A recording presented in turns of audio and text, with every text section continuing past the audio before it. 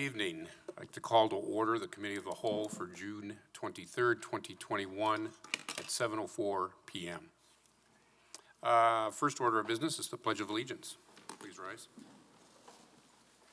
I pledge allegiance to the flag of the United States of America, to the republic for which it stands, one nation, under God, indivisible, with liberty and justice for all. Roll call. Mike, you're caring for that? Yes.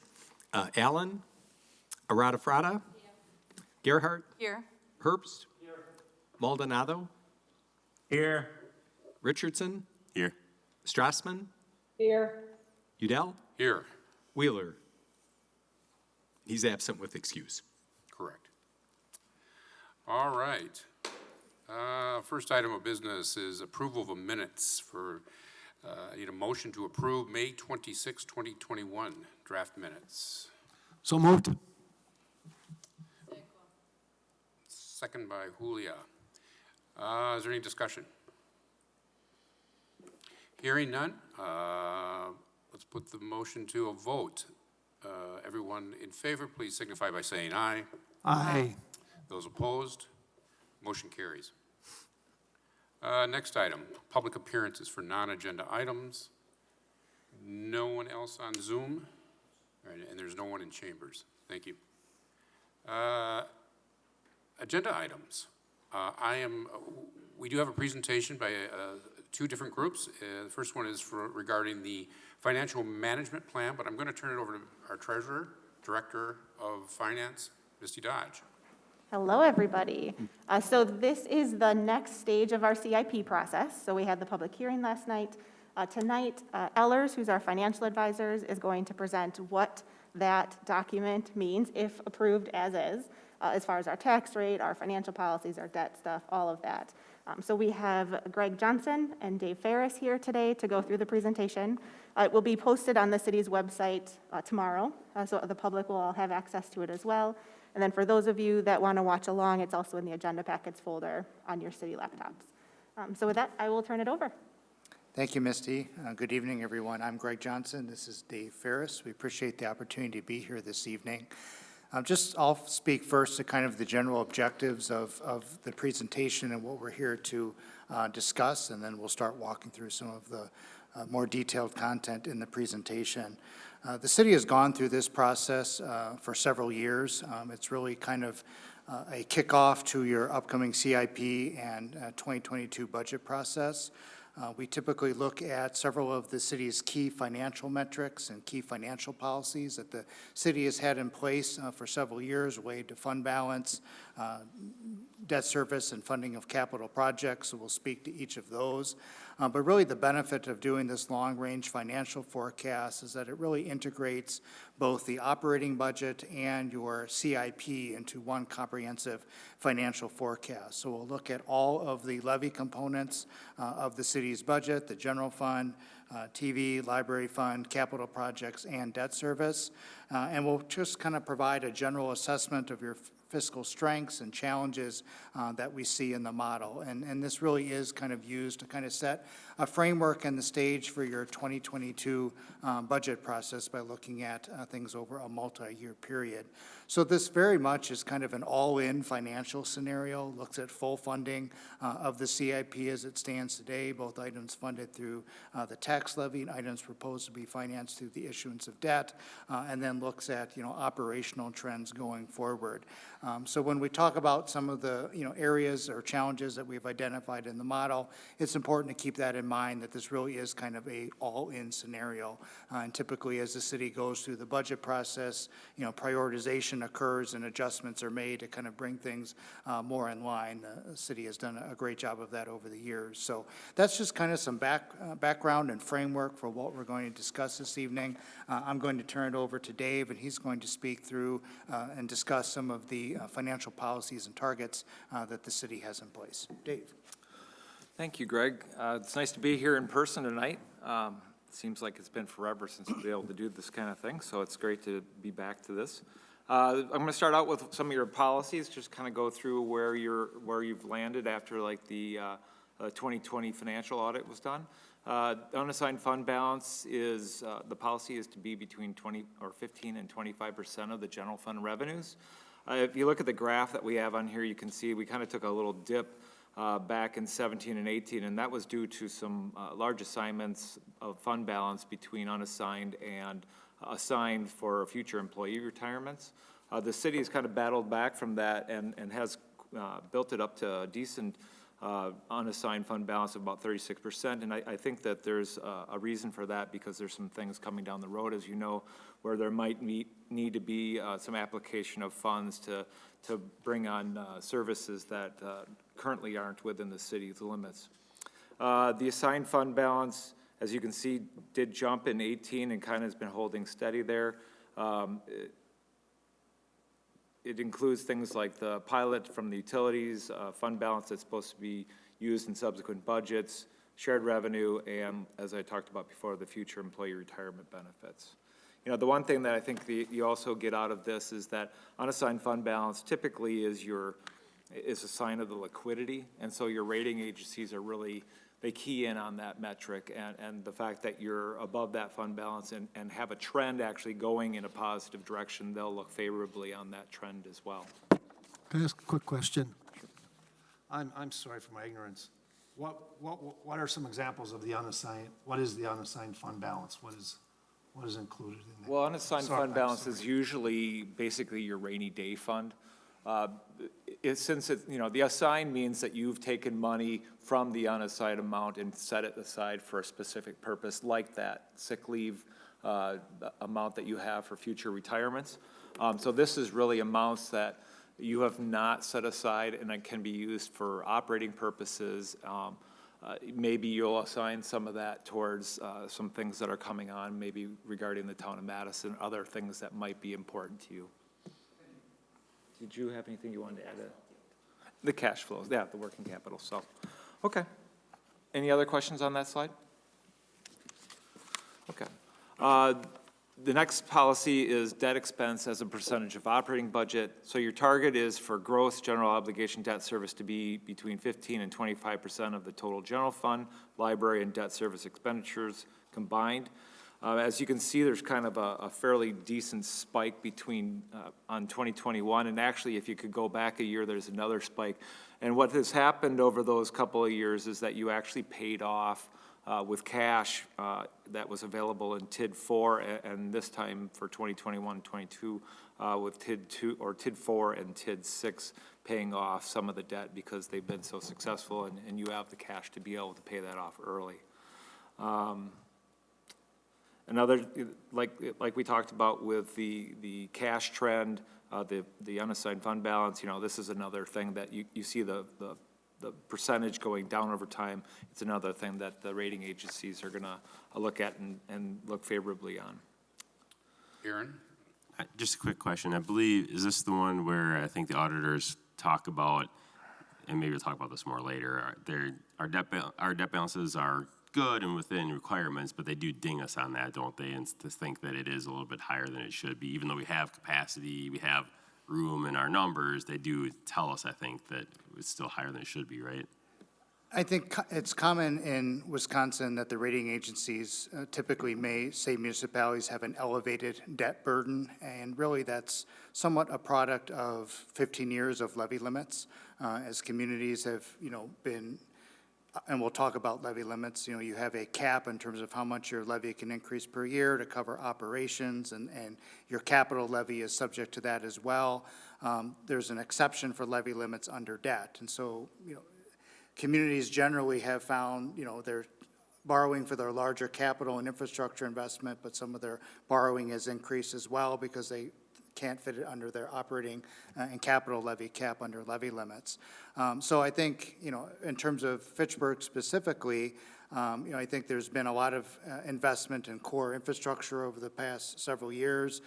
Certainly in the past recent history, past 2 years, there's been investment in Fish Hatchery Road, which is partially covered for TIF district. So they'll speak to kind of your amount of debt and your debt burden, but there's a recognition that, your primary need for that debt is to invest in core infrastructure and long-term capital improvement. So I think they do kind of balance that out. But as we'll speak to in a moment, and kind of looking at where you were a year ago in terms of the capital improvement plan and some of your long-range projections for your tax rate for debt service and your utilization of your debt burden, both of those have trended downward. So certainly we saw, kind of our review that there's certainly a recognition that some of your borrowing is kind of at lower levels than what it had been forecasted in previous CIPs. So I think you're taking steps to kind of moderate that. But really when we look at kind of the trend here and your policy, you're within kind of that targeted range. So it's not just necessarily looking at how much you're spending on debt, but equating that to what are you using the debt for. And as long as you're continuing to use that for core infrastructure, I think that's generally recognized as acceptable. And I think, when we talk to Moody's on rating calls, typically when you're growing like Fitchburg is, they recognize that you're gonna have to issue debt to get some of those projects and those new streets in. And so even just last week on a call, the one community said, you have a higher debt burden than we like to see, but we know you're growing and you need to do that, so we don't have an issue because your growth will take care of that debt that's being taken on. So, any other questions on that slide? Okay.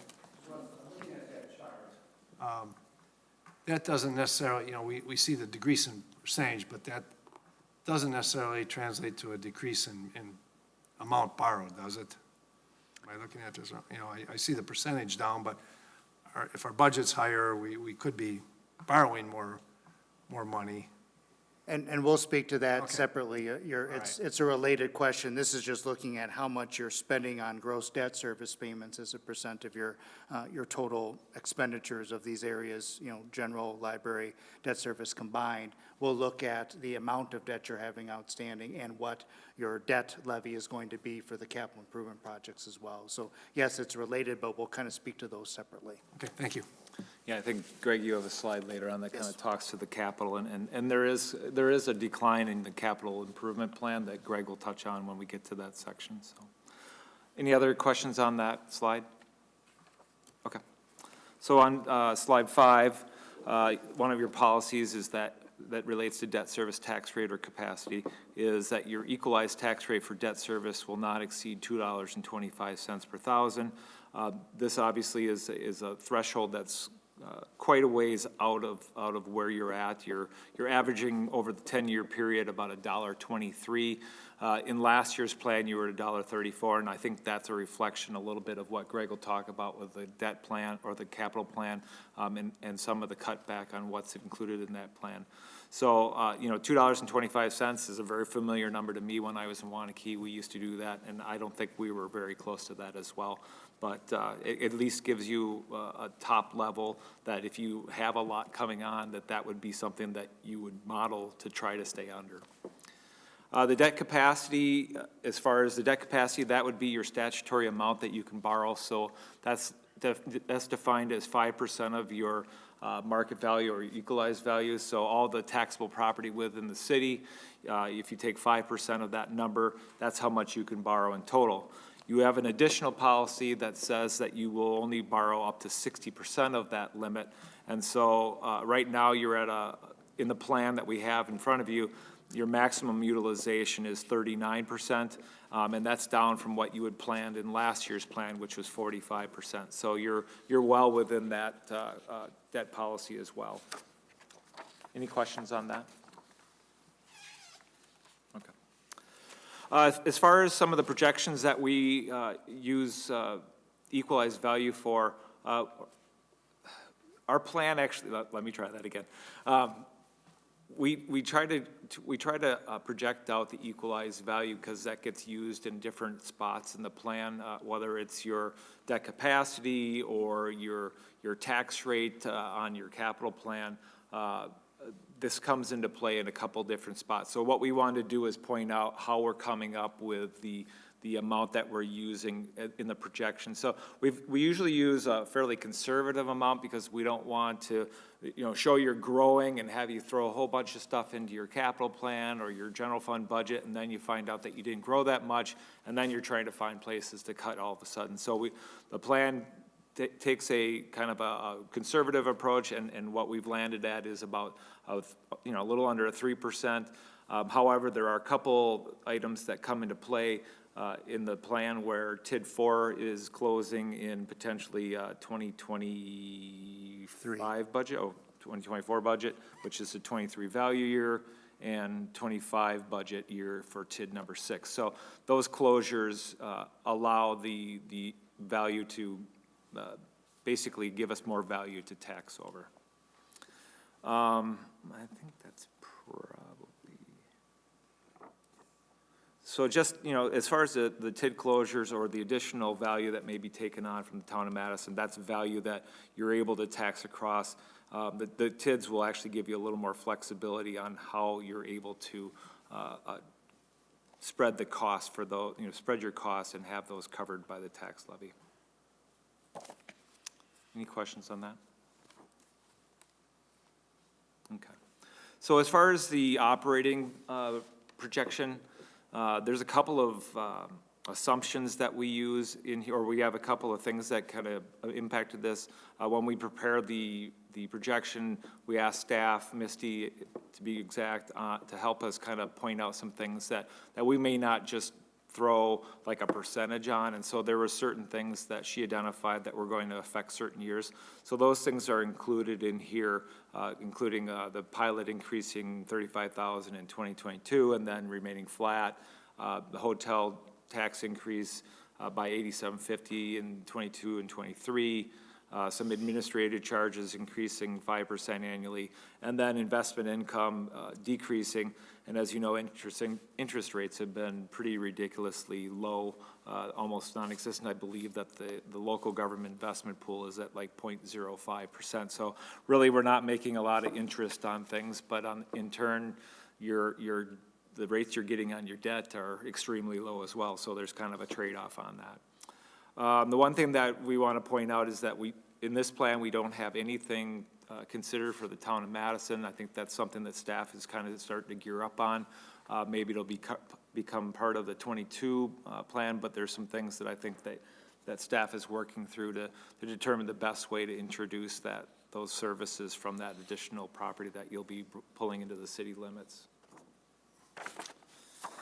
As far as the expenditure methodology, we have actually a forecasting model that there's certain percentages based on certain categories that we had Misty help us with. Departments that are primarily wage-driven, we have a 5% increase on, and then things that are more not so heavily wage-oriented, we're increased by 3 to 4%. There are actually some things that are coming on in this plan that I think is a little different in the past, where we're actually adding operating costs that is an impact from doing your CIP. So that's something that's a little bit different than the prior year. Yes. Go ahead. So, when you mention operation costs, can you define which one? Say that again? When you mention operation cost, which are those? So in your general fund's very operating in nature, and you have people that do streets, parks, whatnot, something like that. It's the cost to actually maintain your infrastructure and run the city operations. Okay. Leah, do you mean about the last bullet point, what they Yeah. mean by reflecting okay. operating I'm impact? sorry. Yeah, So that one. that is, that bottom section of each one of the CIP Oh, yeah, projects that okay. shows the operating impact. Yeah, yeah. The biggest reason why that's quite significantly different from last time is that town of Madison. Okay. So we took that list of priority positions from the committee of the whole a few months back, and then we incorporated those into that town of Madison okay, CIP okay. project in the operating section. So this year we are incorporating those. Into the CIP as Yeah, well, which then flows into here. Okay. Yep. Thank you. Any other questions? Go ahead. So taking those methodologies that we have, Page 9 kind of pulls all that together, projects the amounts out. And what you'll see is that we're kind of focusing on this schedule with the percentage of increase in the expenditures. You know, as you can see, some of the earlier years, 22, 23, all the way through 25 have some fairly significant increases. And so what we'll do on a future slide is kind of demonstrate how that impacts the tax levy and the levy limit, and whether you can actually attain some of those amounts. So, you know, we're taking those percentage increases and we're applying it, you know, to additional years. And so when you get to the actual budget, as you know, every year, you have to make levy limits, so you're gonna come up with ways to do that. So this is a projection that shows you that there's some decisions that you're gonna have to make to see if you could fit those in. Other things that'll come into play also is that growth that we talked about, where you have TID closures. It's possible that those years will be alleviated with that extra value, and so those extra expenditures may be offset by the fact that you can spread those costs over more value from those closures. Any questions on that? Go ahead. So what are those transferred in? You know, what are these? Yep, the bulk of that is the payment in lieu of taxes that we receive from the utility Okay. funds. There's a couple other things in there too, but that's by far the most. Okay.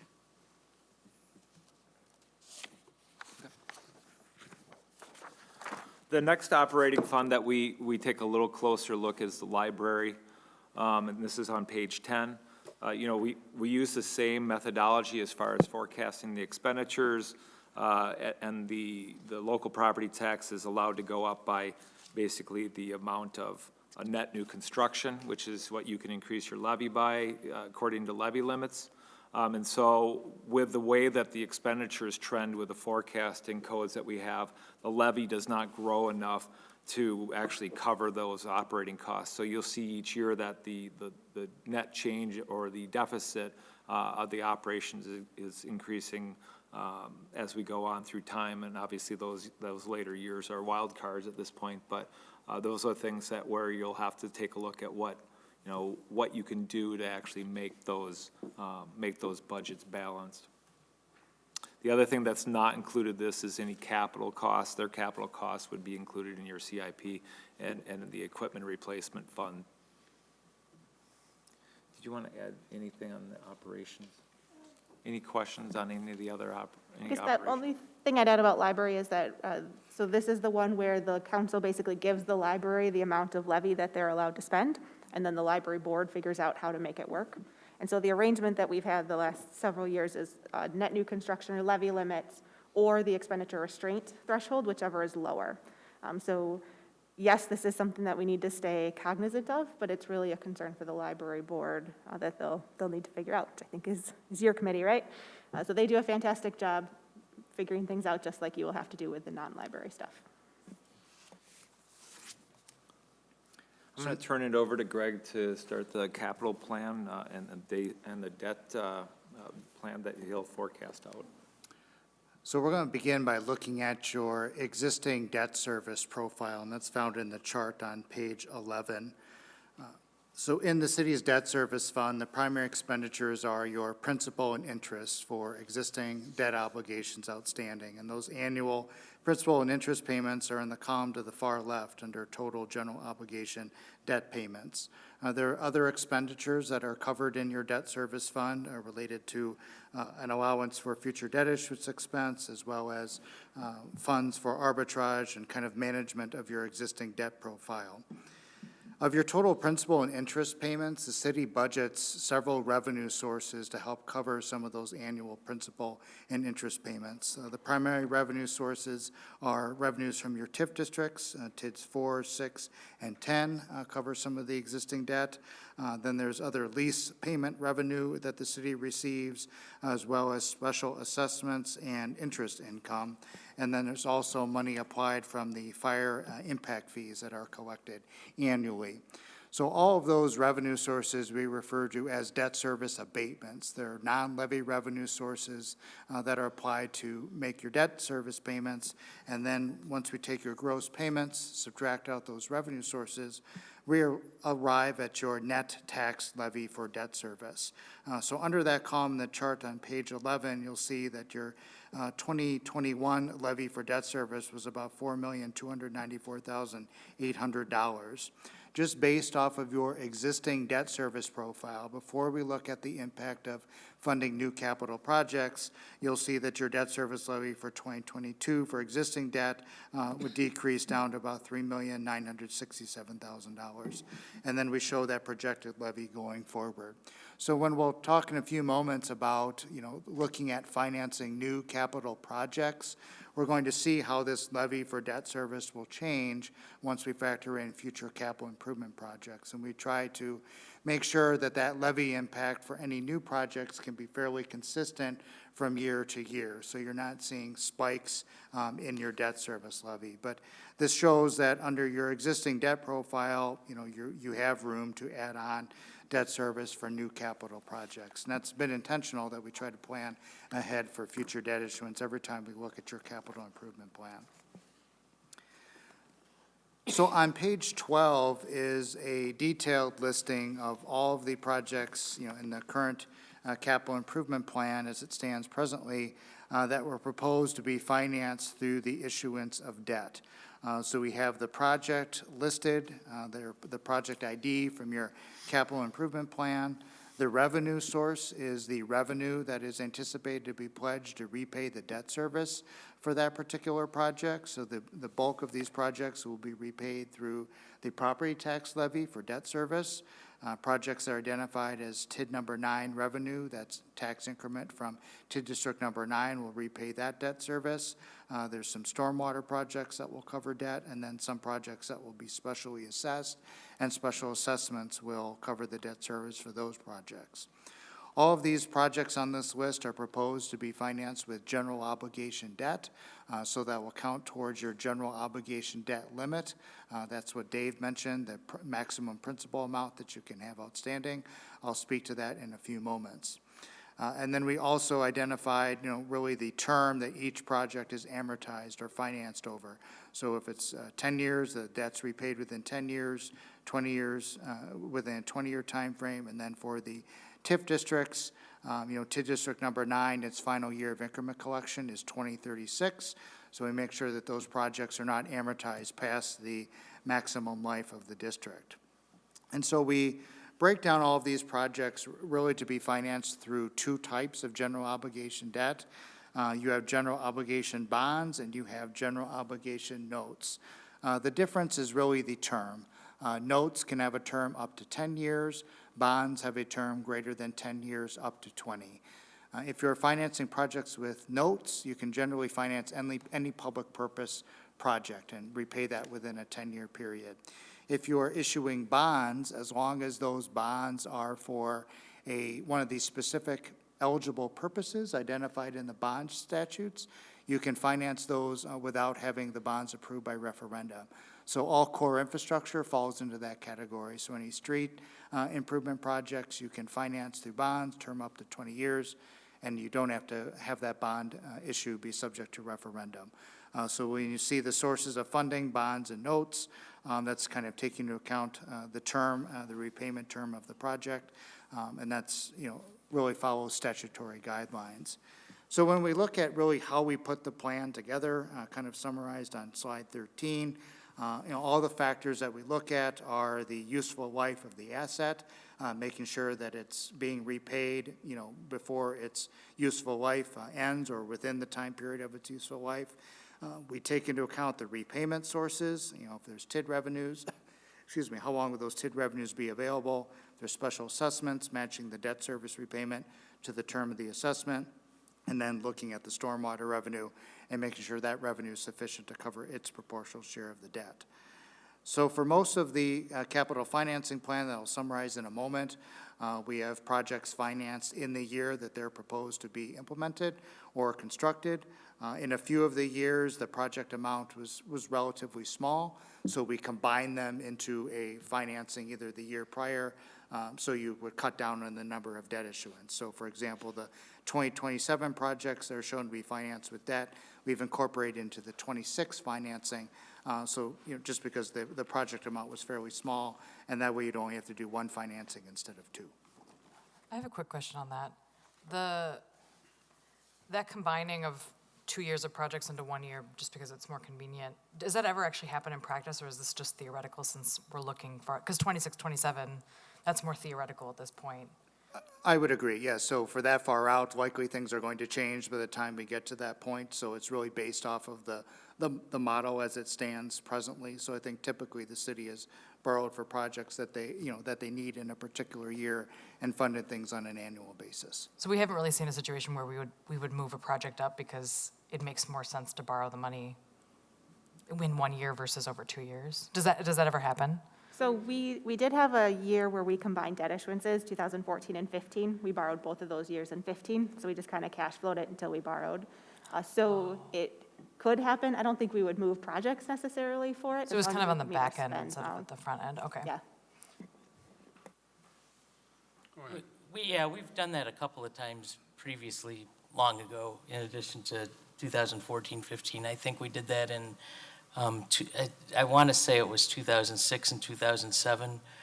We just did the borrowing at once because at that particular time, we were able to get a pretty advantageous interest rate. And it wasn't a huge amount of money. I think the total bond issue was around $6 million. But because we were able to get, we were basically able to get the borrowing, I think, at 1.8% or some stupidly low number. And the thought was that if we waited and borrowed, split it into two issues, that we'd end up paying more than that over the life of the bond. So it's some of it gets into financial projecting too. So, but we have, because of the financial position we're in, we've got the flexibility to do those things if we need to. Any other questions? Go ahead, Greg. So we'll look next at kind of the impact of all of those capital projects that were summarized on slide 12. If all of those were financed, we built out a debt issuance model from 2021 through 2031 to really see what those payments would look like. So starting on page 14, on the far left-hand side under existing debt, it shows your net debt service levy. That's why I summarized earlier. That's your debt service levy for existing debt that is already outstanding. So that's your levy that you're responsible for presently. Then under the proposed debt column, for each of the issues, we show the total principal and interest that we've modeled out going forward. So on page 14, we show the borrowings from 2021 through 2025. And then when we get on to page 15, we kind of continue the model and show the financings from 2026 through 2031. Also on page 15 is where we show the non-levy revenue sources that would be pledged to repay some of this debt service. So revenues from TID District 9 to cover TID 9 projects, stormwater revenues to cover stormwater projects, and then projects that are specially assessed. We show assessment revenue offsetting the debt service for the assessed projects. So on page 15, kind of on the far right-hand side of the table, that's really where we kind of look at the impact of kind of the full financing of all the projects in your capital improvement plan from now through 2031. So under that debt service levy, you'll see the projected levy for debt service for existing debt and all of the financings from 2021 through 2031. And then in the levy change from prior year column, that shows how the debt service levy would change each year. So you'll see that we structured the debt service payments for the capital project, so your debt service levy would change by about $150,000 per year. So we try to arrive at kind of a very consistent levy impact each year for budgeting purposes. This is down from where it had been in the model last year. So I mean, that debt service levy impact has been decreased, but we still try to structure, around a specific target just for consistency purposes. But we've also tried to plan ahead beyond the model that we've built out here through 2031. So for example, if you likely kept financing projects in the 11th year of your capital improvement plan, which would be 2032, those projects would hit the debt service levy in fiscal year 2033. So you'll see in this model, we show the debt service levy drops by about $510,000 in year 2033. That's intentional, to leave room for future borrowings beyond the model that we've built out over the next 10 years. So while we're certainly forecasting and projecting principal and interest rates over the next 10-year period, we've also built the model to recognize that if it continues, we've left room for those future capital projects. So again, really kind of the key message here is, again, this includes full funding of everything that was identified in the capital project. If that were to occur, you'd be looking at about a levy impact of about $150,000 per year. That would be the levy increase each year to cover those debt service payments. So if we look at a $330,000 home, for example, in the 2021 budget, the cost of debt service, just debt service, is about $442 per year. Just based on the growth that David talked about in terms of your tax base, and even with that $150,000 per year levy increase, that annual, taxes for a home would still, not increase substantially over where you're at presently in the near term, and then actually start to decline. So, certainly as the city goes through its capital improvement plan process and prioritizes projects, even looking at the all-in scenario, that can be achieved with a fairly consistent levy impact of about $150,000 per year, which, in the grand scheme of things, as an all-in scenario, I think that's a manageable number to prioritize from. So that's a positive situation to be in. Any questions on the debt model before I continue? Go ahead, Gabrielle. Yeah, I'm curious about, so 2022 has a column for notes, general obligation notes, but it's not included, that column doesn't exist for any of the other years. But the plan has notes, like if you look at page 12, like there's a plan for general obligation notes in 2024 and 2028. So is that, I'm just curious about why it's only in 2022. I think I probably inadvertently hit some columns, so Okay, my okay. apologies. Okay, so it's not like there's some strange year in 2022, like notes No. are a thing we use frequently and. No, and the reason that we have some, things broken again into notes and into bonds is kind of that repayment term. So Okay. Notes, again, are up to 10 years, or if it's a project that is eligible to be financed with notes under statutory considerations, but is not eligible for bonds. So that's usually, if you see notes and bonds in the same year, it's because of statutory considerations. Some of those projects couldn't be financed with bonds under the statutory requirements. So that's why we'll show two financings in a particular year. If you could combine it all together, that would be preferable, but if it can't be accomplished legally, we don't want to show it that way. So even if they're not reflected in these tables, just like on the physical. It's reflected in the, totals? it's reflected in the total. I Okay. think, I'm sorry, I must have just inadvertently hit some of these when I was trying to Yeah, get it hidden fit them. onto the page. Awesome, thanks. We have another question. Dave?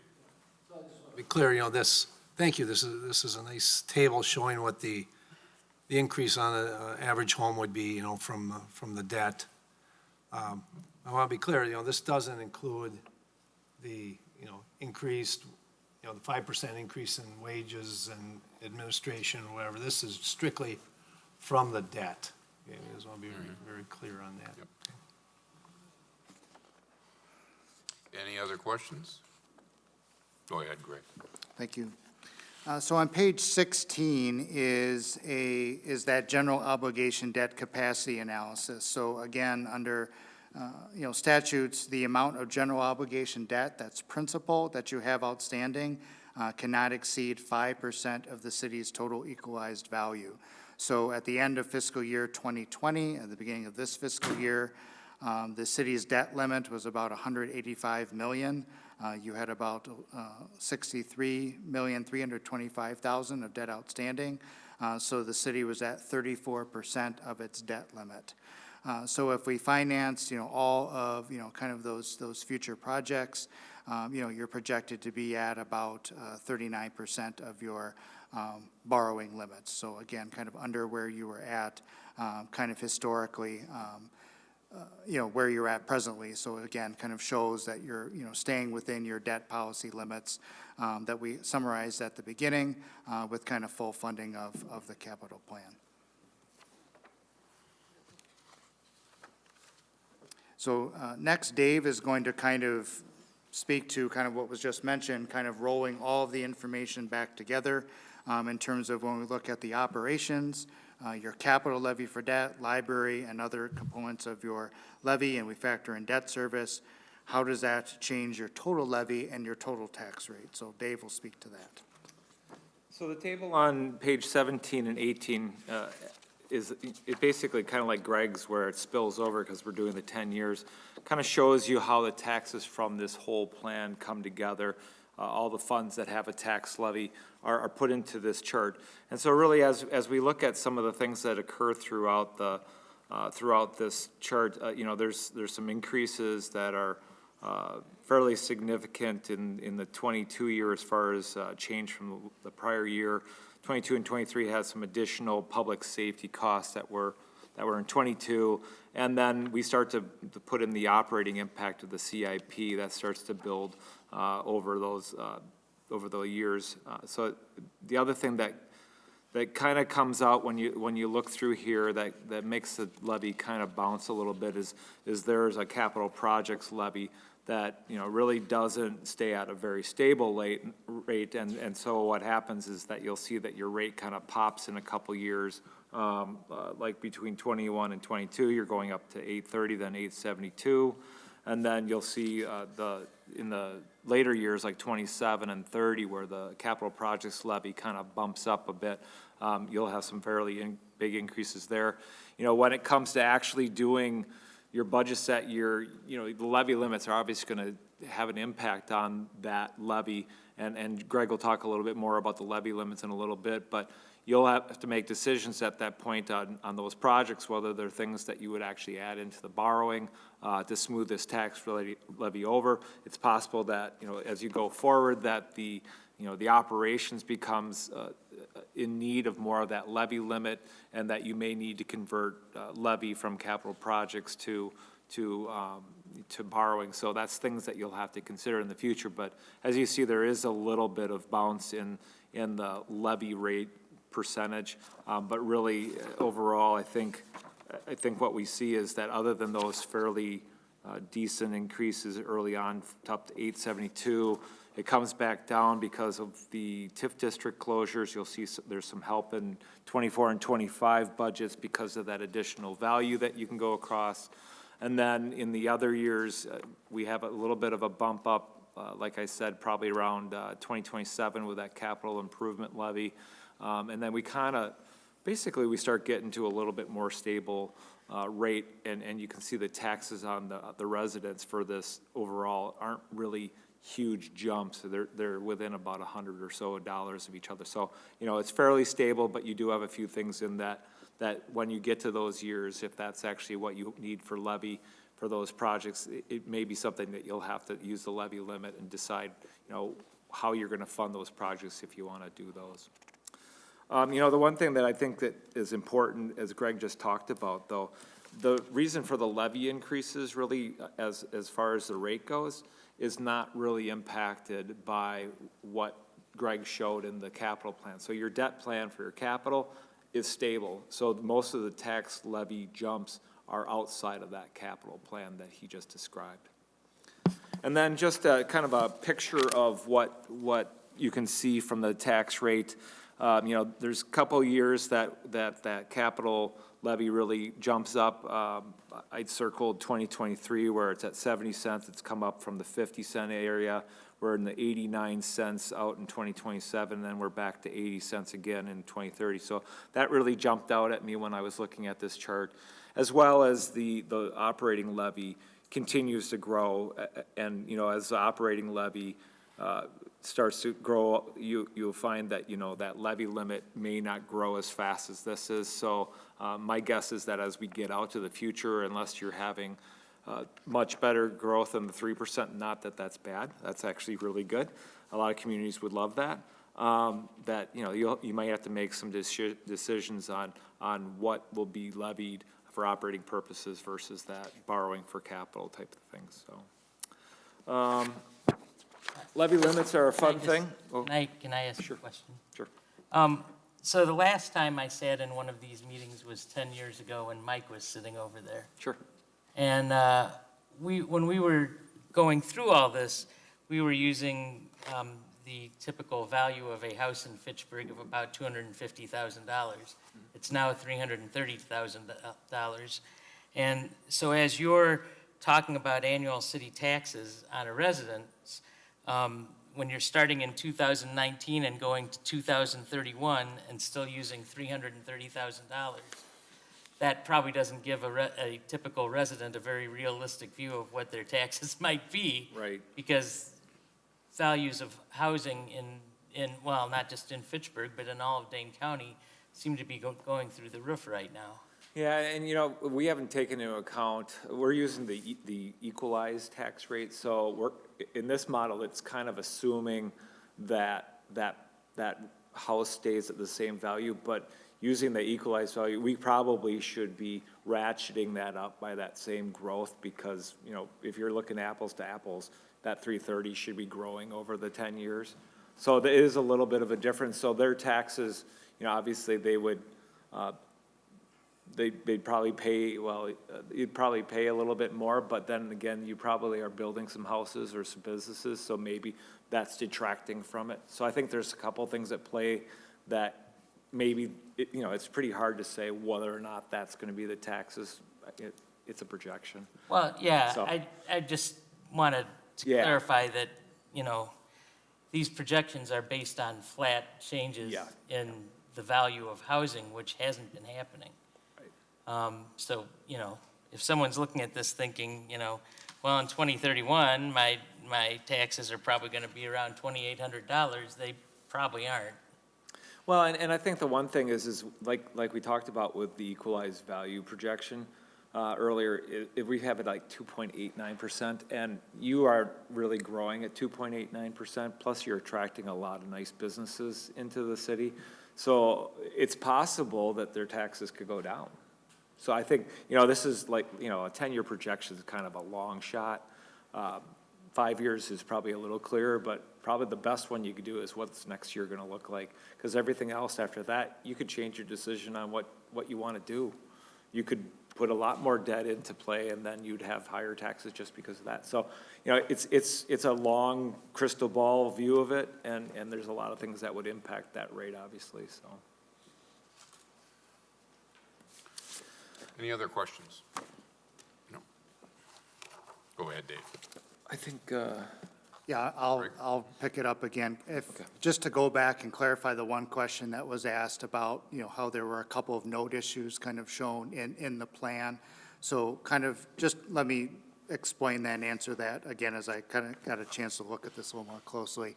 So, you know, for example, in 2022, we showed, you know, 2 lines funded with general obligation notes. It's actually one note issue, but we separated out how much is being repaid over 5 years and how much is being repaid over 10. So in the chart, we showed one note issue for 2022. That's correct. It combines both sets of projects. So we broke down the project list by amortization term. So it isn't that there's 2 note issues in that year. It's just some of the projects are amortized over 5 years, some are amortized over 10, but it's one note issue. So they're all there in the chart. So does that make sense? I just need a second to go back and check that. So I just wanted to clarify that real quick. And I think maybe the fact is that there's two issues in 22, maybe. Yeah, bonds and notes. Yep, So- correct, correct. But there's, I think in our chart, we have the notes, some financed over 5, some over 10, but it's all part of that one note issue. It's just different projects are amortized over different terms. So in terms of levy limits, that's really a big component of kind of any long-range projection. And just to kind of briefly recap how levy limits work. So each year, you start with your actual levy from the prior year, and then you are allowed to increase your levy due to the percentage increase in net new construction within the community. And that's based off of a percentage that is publicized annually by the Department of Revenue in August of each year. So what is subject to that levy limit is really, your operational levy, your capital levy, TV levy, the library levy, all of those levy components are really subject to that net new construction limitation. The one exception to levy limits is general obligation debt service. So any levy that you need to impose to repay your debt service, you can increase your allowable levy beyond the net new construction amount to cover your debt service payments.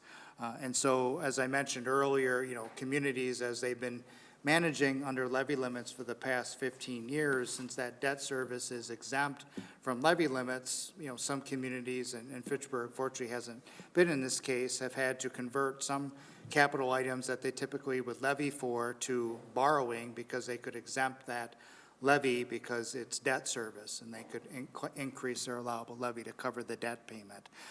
So that's really your main way to increase your levy beyond net new construction, fortunately or unfortunately, is through issuance of debt.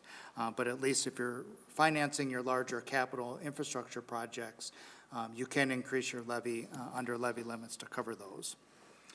So we've kind of forecasted out really the levy limit worksheet over the next 10 years, and there's really just some key takeaways that we want to summarize.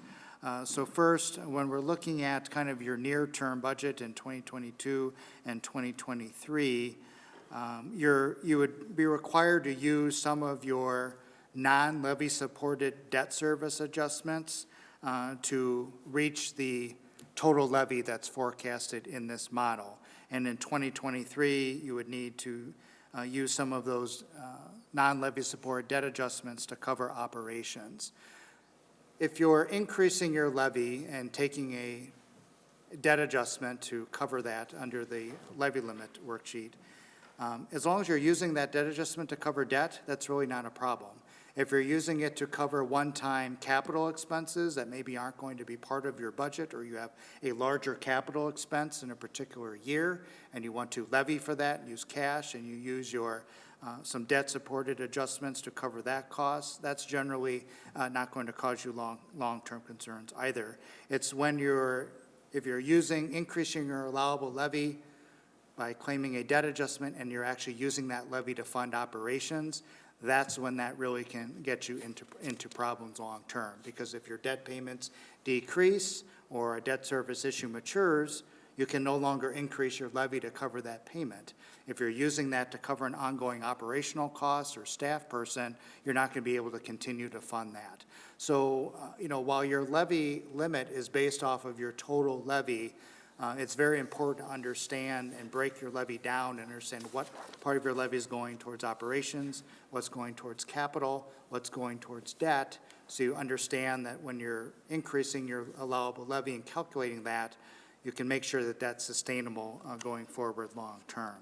And so, again, keeping in mind that this is kind of an all-in scenario for operations and full funding of the capital improvement plan, when we've typically presented this model this time of year each year, we've seen these levy limit pressures, which really just kind of indicate that there's going to be needs for some prioritization and reduction downward in the levy to remain in compliance with levy limits. Because we're showing by budget year 2024, the amount of that you would need to increase your levy beyond net new construction is going to be in excess of both your debt service levy and your non-levy supported debt service payments, which really is not sustainable under levy limits. So again, under this all-in model, that's kind of typically what we see. And that really, the main message here from a levy limit standpoint is just understanding that there's going to have to be some prioritization, both in operations and capital, to remain in compliance with levy limits. And that's really no different than the challenge that the city has faced each year during the budget. One item that's kind of, will be unique to the city from a levy limit standpoint is related to the town of Madison absorption. Another permitted increase in your allowable levy is to cover what's called transfer of services. So if you're taking over services from another community, you can increase your allowable levy to cover, the cost of those particular services. We haven't forecasted that in this levy limit model. It's not going to eliminate the levy limit pressures I just summarized. It is something that's going to be available to you that will really require further dialogue with the Department of Revenue to kind of determine how much they will allow the city to claim for that transfer of service. They require a fair amount of documentation to be submitted to justify those costs. I think that'll come more into focus as that date approaches, but that is something that you will be able to take advantage of. Can I ask a question on that Yes. before you move on? So do they allow you to increase based on what, for example, in our case, is the increase based on what the town of Madison is currently paying to provide those services? Or would it be, because, for example, a city of Fitchburg police officer costs more than a town of Madison police officer does. And, we'll undoubtedly, we have a senior center that will be providing services, but the town of Madison doesn't have that right now. So, will we be able to increase based on what our cost of providing those services is, or what the town of Madison currently pays? There's likely going to be some kind of a correlation back to what the town of Madison has been paying. I think when I said there'll have to be some dialogue with the DOR, it's for those exact reasons why, to kind of explain. This is not a common adjustment that's claimed on an annual basis. There's not a lot. No kidding. Yeah, there's not a lot. Well, your reasons are unique, but even just on a much more, if you're just talking about a service being transferred, that isn't really too common, let alone absorbing services for an entire community. That's even more unique. So that's going to require kind of some additional dialogue, just because there's really not a lot of consistent use of this adjustment. So we'll be happy to work with staff to kind of have those discussions with the DOR. So I at least want to say, from a positive standpoint, it's there. In terms of how much they're going to allow you to utilize it, that's just candidly difficult to know at this time until we get a little bit closer. The other adjustment we have factored into this already, though, is the one-time adjustment you get upon closure of a TIF district. So the year following a TIF district closure, you get a one-time increase in your allowable levy on the levy limit worksheet. That has been factored in here as well. So there's, we always like to say the levy limit worksheet is more of an art than it is a science, because there's certain factors that you have to evaluate on an annual basis. So in the slides, we, kind of projected it out. I'm not going to bore you with going through all of the mechanics of the levy limit worksheet, but we kind of summarize kind of the key kind of pressures that we're seeing. Is that a couple years out, you start seeing that total levy really need to require adjustments that, aren't supported in the model. But again, this is that all-in scenario. So excuse me, that's somewhat, I think, expected. So again, the city will continue doing what it does on an annual basis and make those prioritizations and adjustments to remain in compliance with levy limits. I have another question. Okay. In terms of the discussions with Department of Revenue about levy limits, will we have that information prior to the budget process? Or like, at what point will we have those answers? Yep, so I've submitted all of the questions to the Department of Revenue. I'm waiting for them to get their kind of arms around it, and then they are going to have a conversation with me at that point. So it's in the works. Any other questions? So just to kind of summarize and kind of bring this all kind of back to kind of hit kind of the main points that we've been talking about here this evening. So if we look at kind of that full impact of the operational model, capital, debt, you're really looking at a total levy increase from 2022 to 2031, averages about 5.5% per year. We summarize that there's some levy limit challenges, based that will require some prioritization to get the allowable levy, within the levy limit constraints, which is typical when we look at this all-in model. But we look at some of your key financial policy metrics in terms of your fund balance, that unassigned fund balance, kind of that contingency that's available for working capital and other designated purposes at the discretion of the council. You're well over your policy threshold, and that's generally been viewed as one of your primary credit strengths by Moody's for your AA1 rating, so your fund balance remains strong. Your equalized tax rate for debt service is well below your maximum policy of $2.25 per thousand.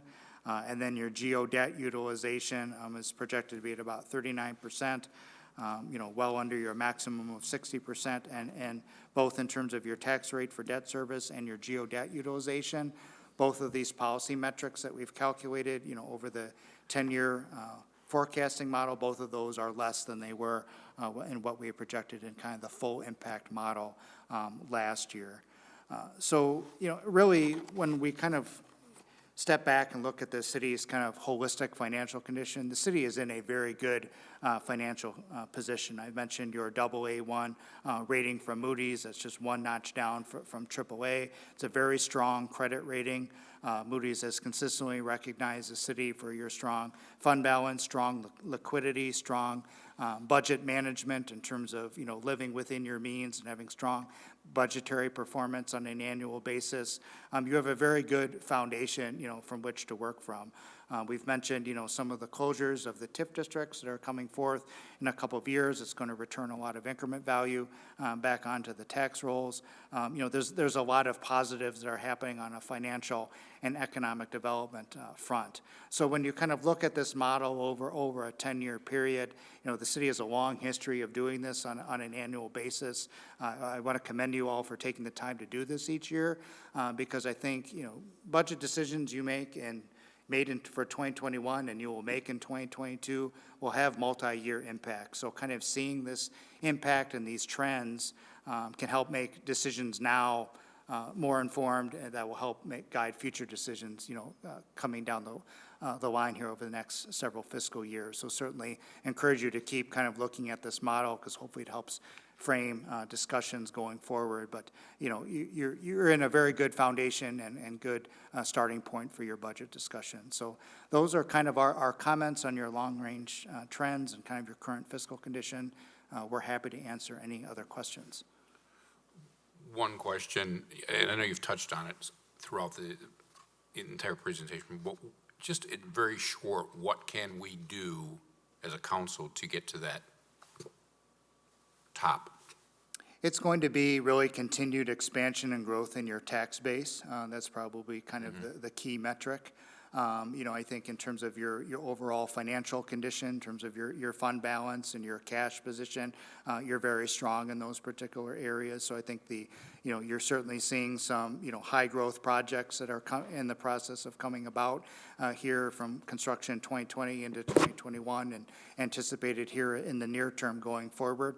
So I think that's going to continue to help. So I think we know that's a goal of the city. And so I think we're, continually trying to, kind of position the city for those conversations. I think, you're certainly making a lot of positive strides in that direction. Very good, thank you. Julia. Yes, so my question is, one of the things that we have discussed as a council is to keep some of the teeth that they're going to be closing 1 year open to use the increment to fund the housing fund. So how do you put that in? Is included that in this assumption in your model? That is correct. Okay. So, for example, for TID 4 and TID 6, we've projected when those districts would close in terms of satisfying, and paying off their obligations. But then we have assumed for both TID 4 and TID 6, both those districts would remain open for an additional year to collect tax increment, and that tax increment collection can fund the affordable housing and housing stock programs. And then that increment value will return to the tax roll that following year after the affordable housing is funded. So for both TID 4A and TID 6, we've assumed the affordable housing extension in those equalized value projections we summarized, that has been taken into account, as well as the levy limit adjustment. So that assumes the affordable housing extension. If I may, that's a great segue. So last night, this is like Fitchburg boot camp for Greg these last couple of days. So yesterday we had the joint review board meetings where we went through all of the TID annual reports. And Greg did a great job going through kind of the projections for each TID as well. That might be really interesting for you. It'll be available on Fact TV. Okay. I believe, Dave, you have a question? Go ahead, you have the floor. Yeah, Greg, Dave, and Misty.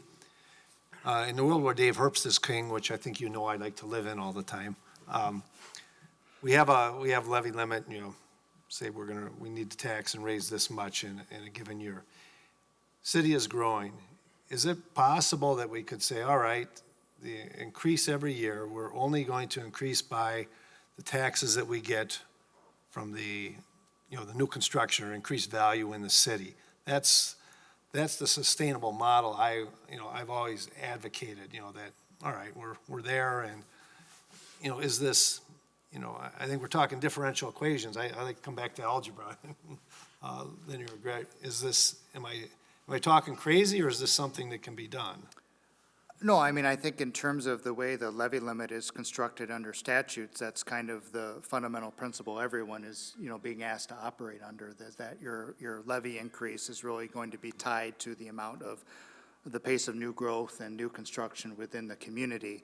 I think where then you have the policy flexibility to make choices to go beyond that as necessary is really in the areas of core infrastructure and investment, because again, most of your capital borrowings are focused on, major, infrastructure or facility reinvestment. And so you can increase your levy beyond that net new construction growth to cover anything that's typically financed with debt.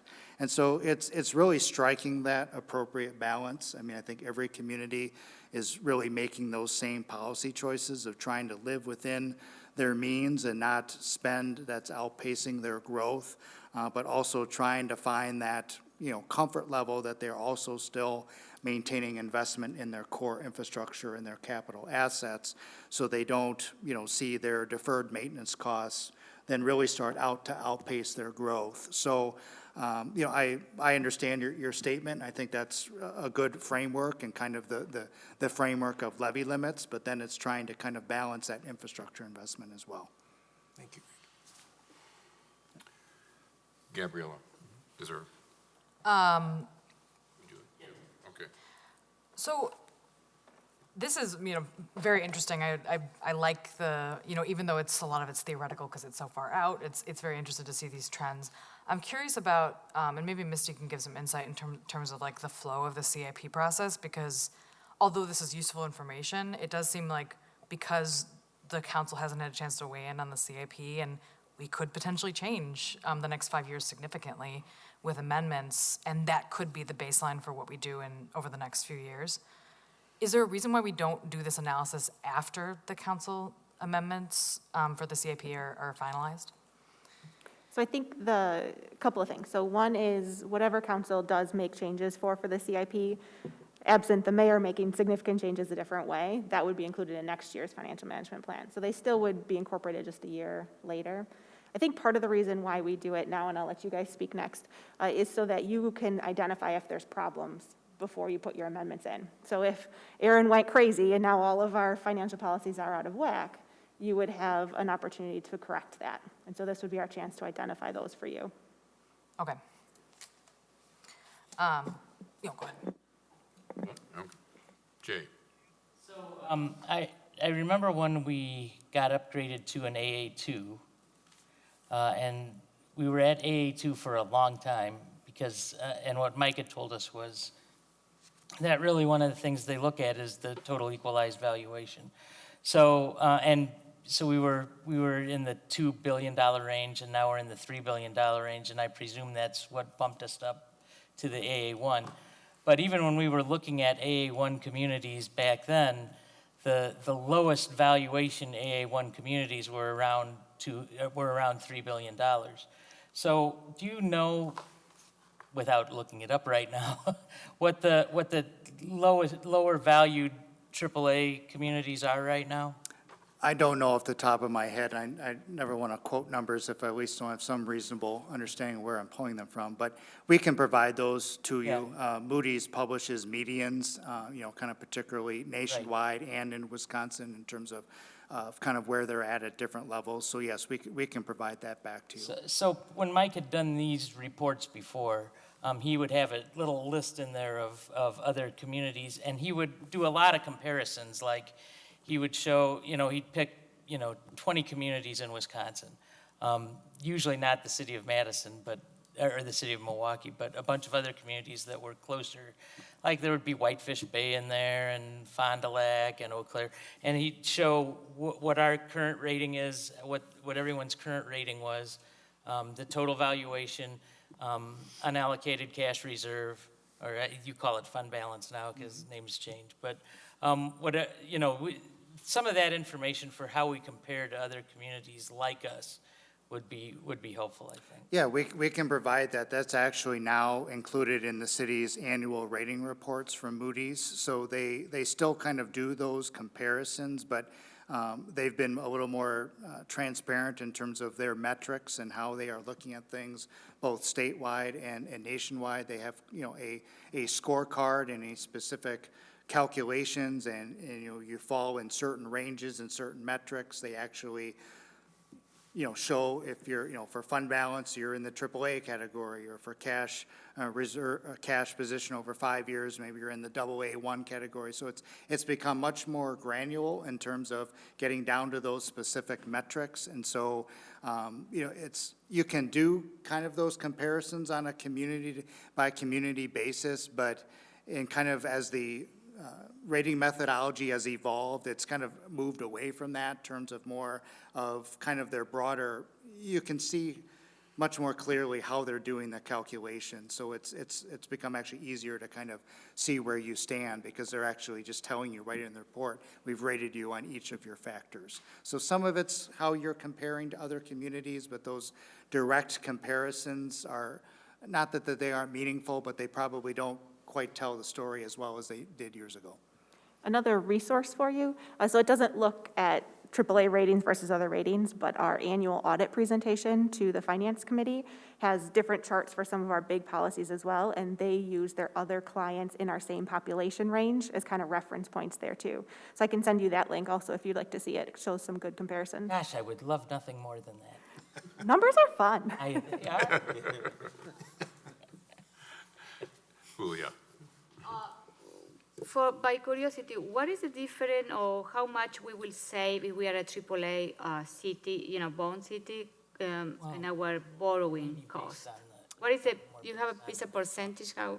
It's typically, the difference in basis points. Okay. So 1 basis point is 0.01%. So I mean, that spread between triple A and AA1, I mean, it's probably not as large as you would, maybe intuitively think it is. Okay. I mean, you may see a 5 to 10 basis point kind of Okay. differential. Okay. So I mean, it's, it's meaningful, but I mean, it's not, it's not going to drastically change like your debt profile or what we're showing here in these numbers in the Okay. grand scheme of things. So it's not saying it's not a worthwhile objective, but at the same time, it's not going to drastically change when we present these debt models, that levy and tax rate impact. Okay.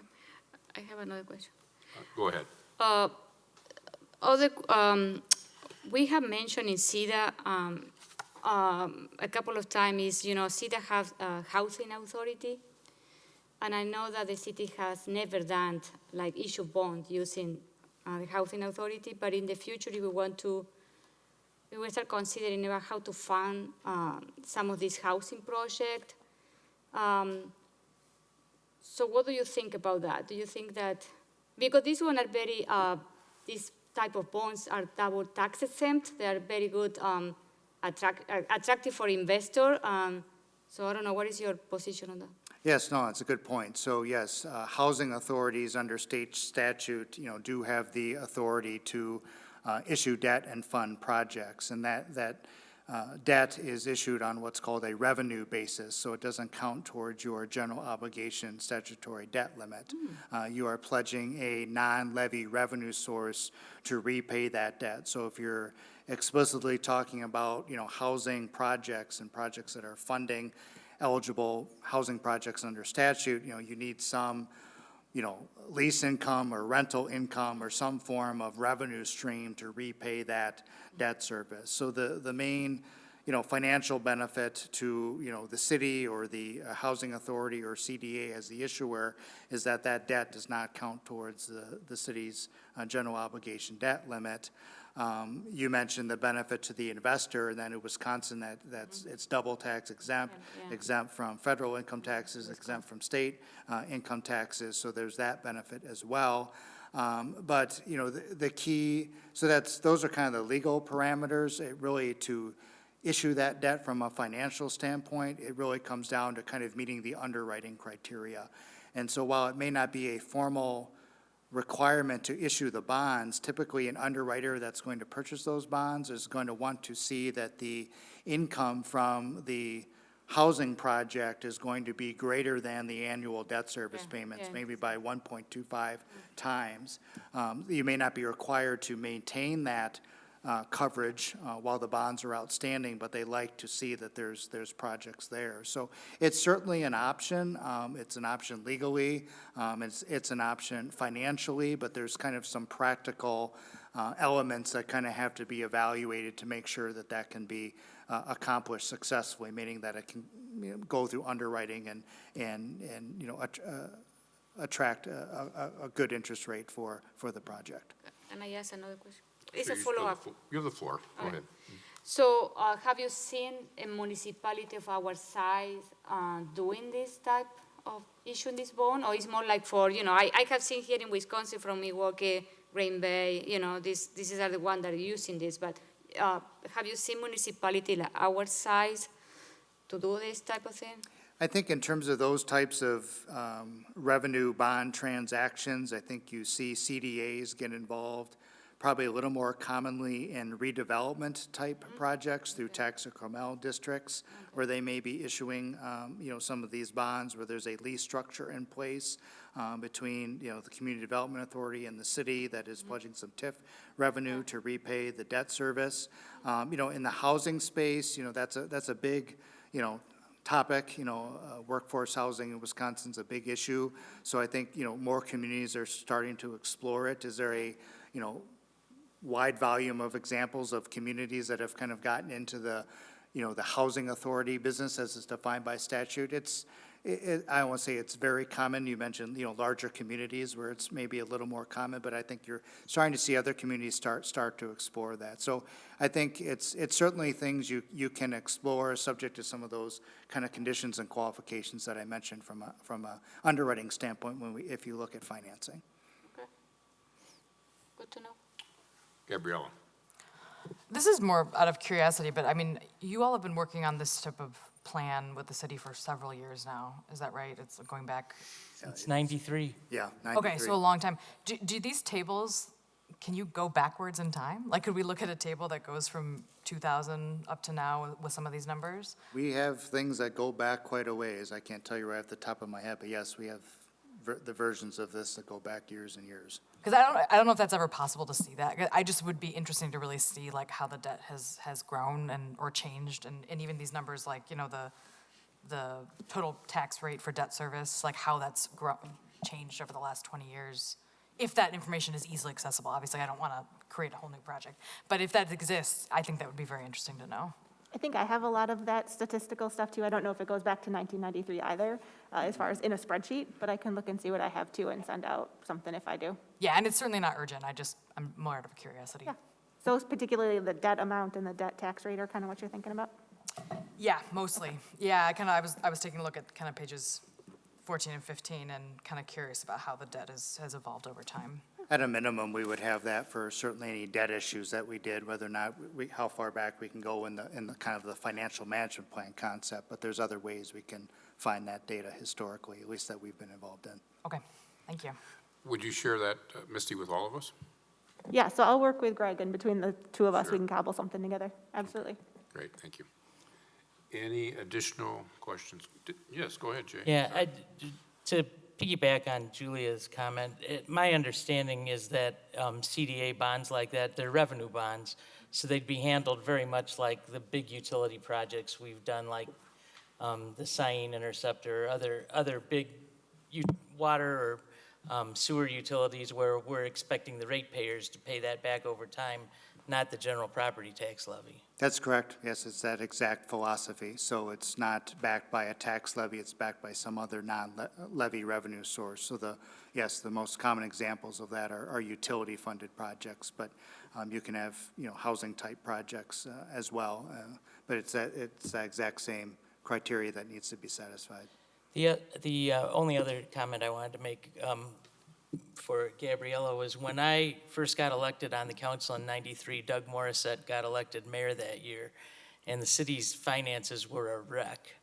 The previous two administrations had made a total disaster out of it, and we were at an A2 bond rating, which is about 5 levels below where we are now. So one of the very first things we did was we brought in Mike Harrigan from Ellers, and they came up with the financial management plan. This thing that you see in front of you, about 90% of the policies that are in here are the same things that were put in place back in '93, and they've gotten us to where we are now. Mm-hmm.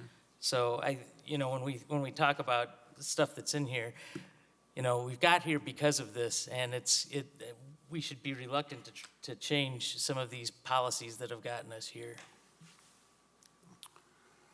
All right. If there's no further questions, I would like to thank you very much for Thank you, guys. You're welcome. Thanks joining for the us. time this Thank evening. you, Greg and Dave. Yes, thank you. Thank you. And Misty, we thank you as well for your portion. All right. Next on the agenda is we have a presentation for the Dane County Regional Housing Strategy presentation, and that's Olivia Perry from Dane County Planning and Development Department. So welcome. Welcome, good evening. Welcome, Olivia. Nice to see everybody. Thank you for the invitation to be here, Mayor, President, everyone else. Nice to see you, Mike. Thank you. I would just chime in too that Olivia is chair of our Housing Advisory Committee here in Fitchburg too, so we appreciate her leadership and service on that as well. Thank you. So am I on? You I'm on. are, yes. Okay, great. And do you have a copy in your packets or Yes, we do. really? Okay, great. So, yeah, housing. Here to talk about housing. It's a big topic for you and everybody else, all the other municipalities in Dane County. As you know, we are facing a housing shortage. So really tonight, I'm here to talk about a new initiative that the county is pursuing in partnership with municipalities around the county called the Dane County Regional Housing Strategy. So I just want to provide you some background about the project, why the county is taking this next step, and provide, just some context for that, and then provide kind of overview of the ongoing need and the actual study itself that we would like to work on, and then get some of your feedback, questions, maybe thoughts that you have about what Fitchburg would potentially like to get out of participating in something like this, and things that, anything that you'd like to see. So next, whoops, okay, right, one at a time. I think I just did that slide. Okay, so next, thank you. So this is just, where are we? Yeah, so this is sort of the public policies, kind of a public policy background for the county. I'm missing my slide here. Hold on a second. I'm just going to go from here. Sorry.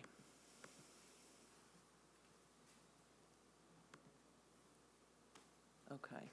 So this is just sort of a policy background from the Dane County's perspective. These are some of the public policies that we have on the books around housing. Dane County Dane County Comprehensive Plan, Chapter 2 is obviously the work, the public policy that I relate to most in my work in the planning division. Next. Here are some of the programs, the key programs that we do in Dane County. In 2015, we started the Affordable Housing Fund. At the same time, we started the Dane County Housing Initiative. Currently, this year, we have about $7 million to help with gap financing around workforce and affordable housing. In 2020, we created the Housing Access and Affordability Division. And this division houses homeless and supportive services, as well as our CDBG and home program. Next. So here's some highlights that I'd like to share. So from 2015 to 2020, the county provided almost $24 million in gap financing to 9 municipalities around Dane County, helping to create 1,748 units of workforce and affordable housing. Next. We created the Beacon over the last few years, which was a big success. Every year, our home and CDBG program provides about $1.2 million a year, and due to the pandemic, we're actually in the process of continuing to funnel American Rescue Plan and federal funds through the county for things like eviction prevention, which is continuing to be ongoing. So in 2015, when the Dane County Housing Initiative, next. So the Dane County Housing Initiative is a program I started in 2015, and hands up if you've ever been to a Dane County Housing Summit. It's an annual event we have each year, although we didn't have it last year due to the pandemic, where we bring together municipalities and housing stakeholders to learn about housing and just different housing programs and policies and strategies. And so we also have monthly stakeholder meetings. We have a website, fact sheets. We produced a video in partnership with our municipalities. And we have ongoing webinars that we provide. So next. So in 2015, when we started the Housing Fund and the Dane County Housing Initiative, there were 3 municipalities, Fitchburg being one of them, that was either engaged in looking into or working on workforce and affordable housing. And now we have 10, and Windsor and DeForest actually just produced a housing study. So they're getting into the game now. They're getting into exploring workforce and affordable housing. Next. At the same time, we have continued to have ongoing challenges. As you can see in this slide, from our last housing needs assessment, there are 15,400 renter households who are at 50% AMI or below, and 6,065 homeowners, households that are 50% AMI or below, that are paying more than 50% of their household income on housing. Next. And so when we think about that, next. Oh, sorry, yep, we're good. So when we think about that, we're also adding 400, so if we look at how much the county and the city paid, provided in terms of financing, in say 2019, we provided $11,800,000.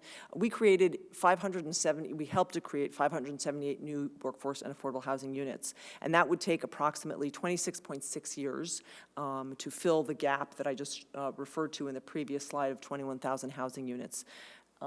This slide also shows that we're going to be adding another 40,000 households in the next 20 years, 2020 to 2040. And if you spread that out evenly, we'd have to be adding another 400 units on top of that 578 units to close that gap in 26 years. May, can I ask a question right there? Yeah. When you talk about an affordable housing unit, what does that mean? What's the definition of an affordable housing unit?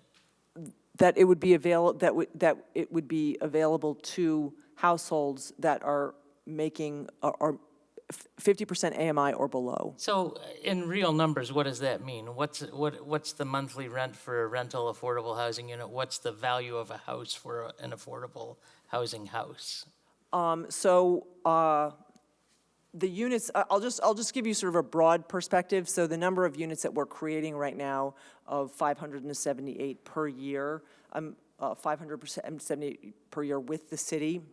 Those are housing units that are available, and this is a general term, to folks that are typically 60% or below area median income, and these are multifamily, mixed income multifamily units. So the LMI, the rent limits, I can pull that up, but right now, what we're seeing is, so for someone who is a family of four, a family of four, a low to moderate income person is, household of four is making $79,900 for a family of four.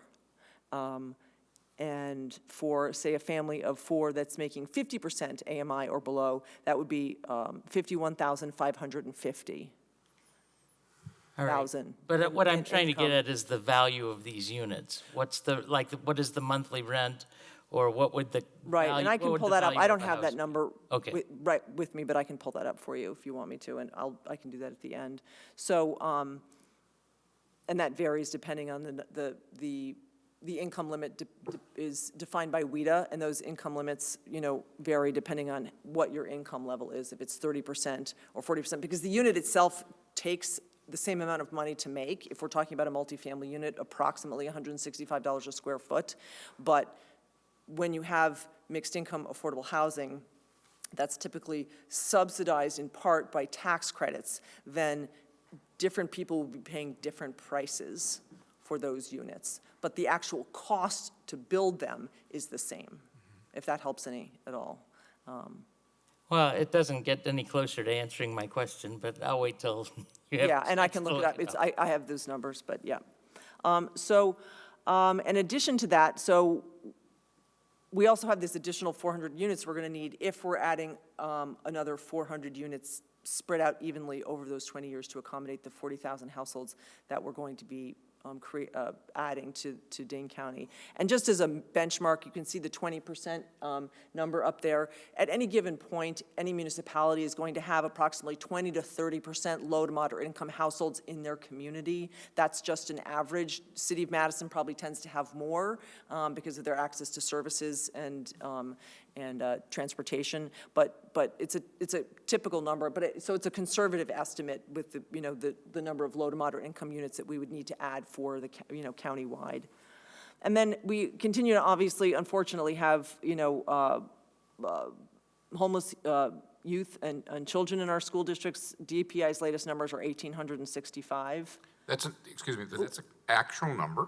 I'm sorry, it's an eye opener. And this Is that an actual number? Yes. yes, Department at of least Public. for 2017, 2018. Yep, 1,865, yep. And, it's an unusual thing for some people because we're not used to seeing people, when we think of homeless, we think of people sort of living on the streets and park benches, but it's defined as people who don't have consecutive nights to Sure. sleep, stable place to Sure. call home. So it could be people doubling up, living in their cars, but that are actually mobile, right? Yeah, I was not aware that number was that great. Yep. Thank you. Next, demand versus supply. So obviously, we have a much higher need for workforce and affordable housing than we have supply. In addition to that, during the 2006-2007 period, we underproduced 11,000 housing units relative to household growth.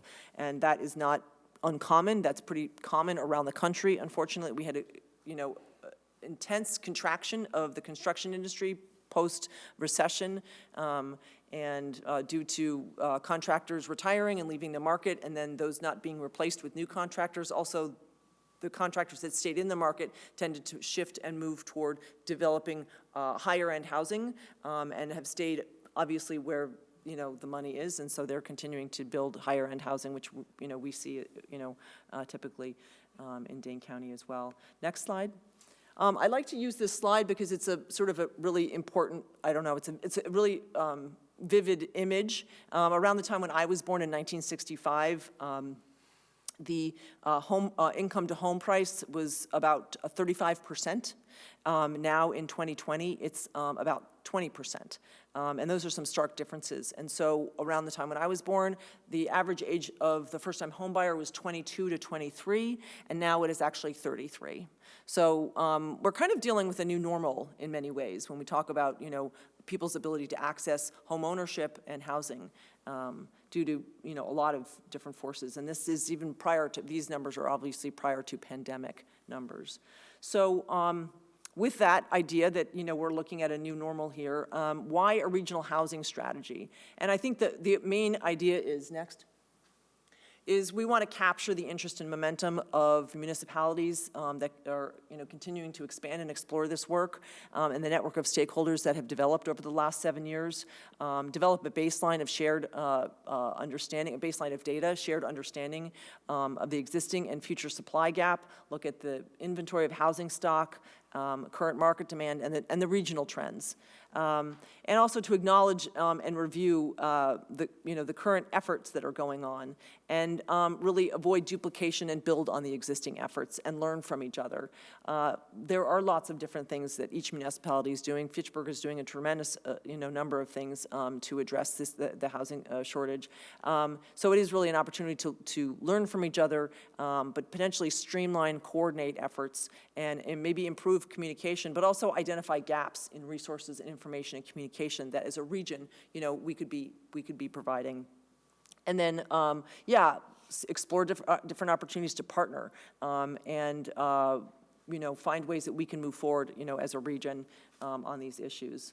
So the participants that will be invited to participate, the people that will be invited to participate in the regional housing strategy, of course, the cities, towns, and villages, and they each have unique and specific needs and opportunities. Residents, nonprofits, elected officials, large employers, small employers, local government staffs, chambers, and the like. And the approach we're taking is that really this is an inclusive learning process where all communities and stakeholders can come together and learn no matter what size, knowledge, or background they have. It recognizes, the regional housing strategy recognizes, again, each community is different in size and wants to maintain its unique character. Oh, haven't been saying forward. I think it's wanted. Okay. All right, next. Yep. There we go. So so it recognizes it's an inclusive learning process where all communities and stakeholders are welcome, no matter their size, and that each community is different in size and capacity. Next. So the most important thing to remember here is that the regional housing strategy is not meant to duplicate any of the work that you are doing on the ground already or the programs that you're pursuing. It's not meant to interfere with any of the local housing efforts, but seeks to build on and leverage the work that you're doing and that municipalities are doing, and to develop a vision for a regional vision for the next 10 to 20 years and broad-based regional priorities that we can work on and work towards together. And then it will pull together an advisory team made up of elected officials, cities, towns, and villages. As I said before, the private sector, employers, small businesses, chambers, banks, the financial community, as well as developers. And Dane County, I think we'll probably have a few county board supervisors on that as well. So next. So the role of Dane County, myself at this point, is to coordinate this effort, to create the scope in partnership with the Dane County Housing Initiative Steering Committee, identify the funding, issue the RFQ and the RFP, retain the consultants, and bring together the stakeholders and the RHS, the Regional Housing Strategy Advisory Team. Next. And we want to sort of take a systems approach. As you saw, looking at sort of the number of houses we need to create over time, it's really important that we not only look at and evaluate the housing supply gap and the sort of supply chain, the constriction to the supply chain, but we also want to look at housing instability, which is something we don't normally talk about. We're not going to be able to build our way out of this anytime soon. So when we talk about housing instability, we want to look at the factors and sort of evaluate the factors that contribute to housing instability. So that would be things like access to transportation, jobs, employment training, food, childcare, those kinds of things. Low to moderate income individuals and households typically pay a much higher percentage of their income on basic necessities. So any factors that we can, any ways that we can, strategies we can use to reduce the factors that contribute to housing instability could help, help ameliorate some of these challenges while we're trying to increase supply. And then some of the larger issues of concerns, many municipalities have said they're interested in, addressing things like sustainability and climate change, as well as perhaps racial equity or, the crisis in senior housing. So some of these larger issues are also going to be part of the regional housing study. Next.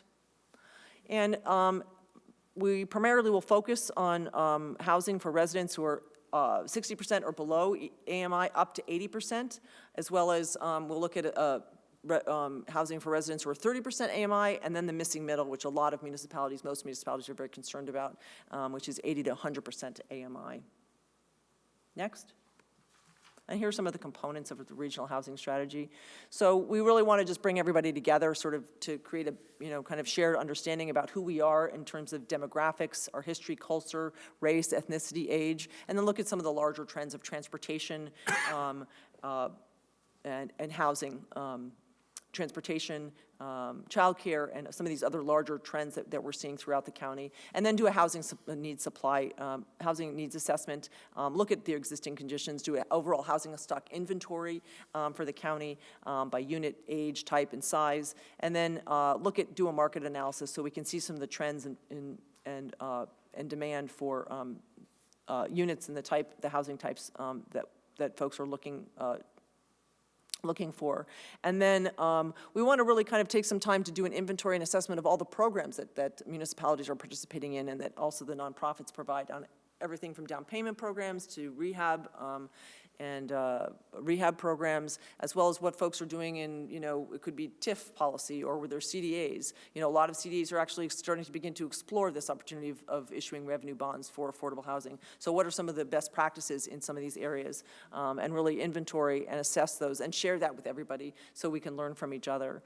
And then look at some best practices and then alternative housing types. One of the things that I'm hearing a lot is that, many of our residents can't afford to get into these homes, the $300,000, $320,000 homes, which is sort of the bottom price right now that we're seeing for new homes. So what kind of supply and how can we increase the supply of lower cost single family? And what are some of the ways that they're doing it not only in the county, but maybe look at, best practices from around the country. And then develop a vision and broad-based strategies that we would potentially want to work on and work towards together. So the process will involve community engagement. Next. A broad-based and inclusive advisory team, which I mentioned. It will be facilitated and highly interactive process for learning, discussion, and decision-making. Next.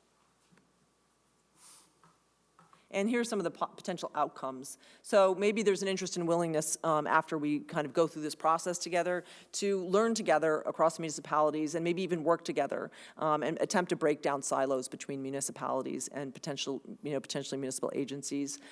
Develop a baseline of data for municipalities, get a greater understanding of the regional nature of housing and our shared assets, challenges, and opportunities, right? We're all sharing employers, we're all sharing workforce, we're sharing in some cases transportation systems, childcare. So there are a lot of assets we have that we share together. And maybe increased collaboration or alignment and expanded communication. Next.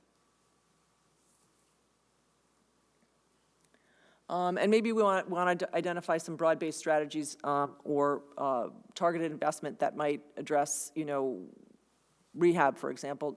Naturally occurring affordable housing is one of the sort of elephants in the room in terms of affordable housing supply.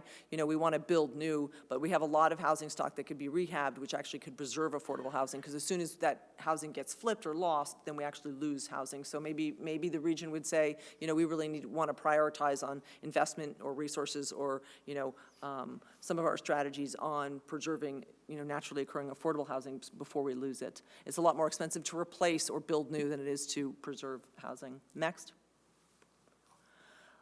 Maybe we would want to, and maybe, part of this we'd sort of begin to learn kind of some of the linkages between the connection between housing, the environment, and climate change. Or maybe municipalities would say, hey, over the next 10 to 20 years, we'd like to collectively agree to increase our affordable and workforce housing stock by 10 to 20% or 5%, something like that. And finally, here's some partner opportunities. So we're inviting every municipality, as well as some private sector partners, to participate in the Regional Housing Strategy Advisory Team.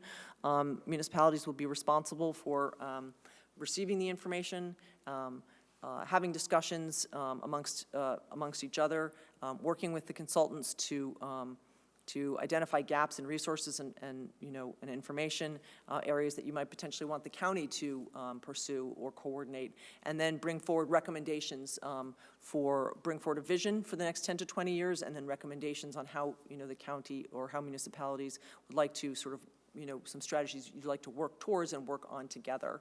Again, this is not going to be looking at, asking anybody in any individual community to do any specific thing. You will come out probably with a little bit more information about tools and resources and potential, housing alternatives. But how you take that information and apply that to your community is completely up to you. This is really more about coming together and identifying, ways that we'd like to work towards, addressing the housing shortage together. And then, of course, there are partner sponsors, and municipalities are welcome to contribute to the funding of this effort, but only communities over a certain size will be asked to participate. So at this point, I think that's all that I have, and I can look up the answer to your question if you'd like. The one thing I'd like to leave you with, or just ask you, if you have any feedback, and if you see a value for Fitchburg to be participating in this. I'm, doing this kind of presentation to all of the cities and villages. I've already met with the towns, and they seem to be very interested in participating. But if you see any value or what kinds of things that you would like to see come out of this for Fitchburg, and if you have any questions or things that you'd like to see in specific that we look at as part of the regional housing strategy. While you're looking that up, I have something very specific. Yes. And this is something I've been talking about for a long time, and it just can't seem to happen. One of the big drivers of the cost of housing is the size of the units.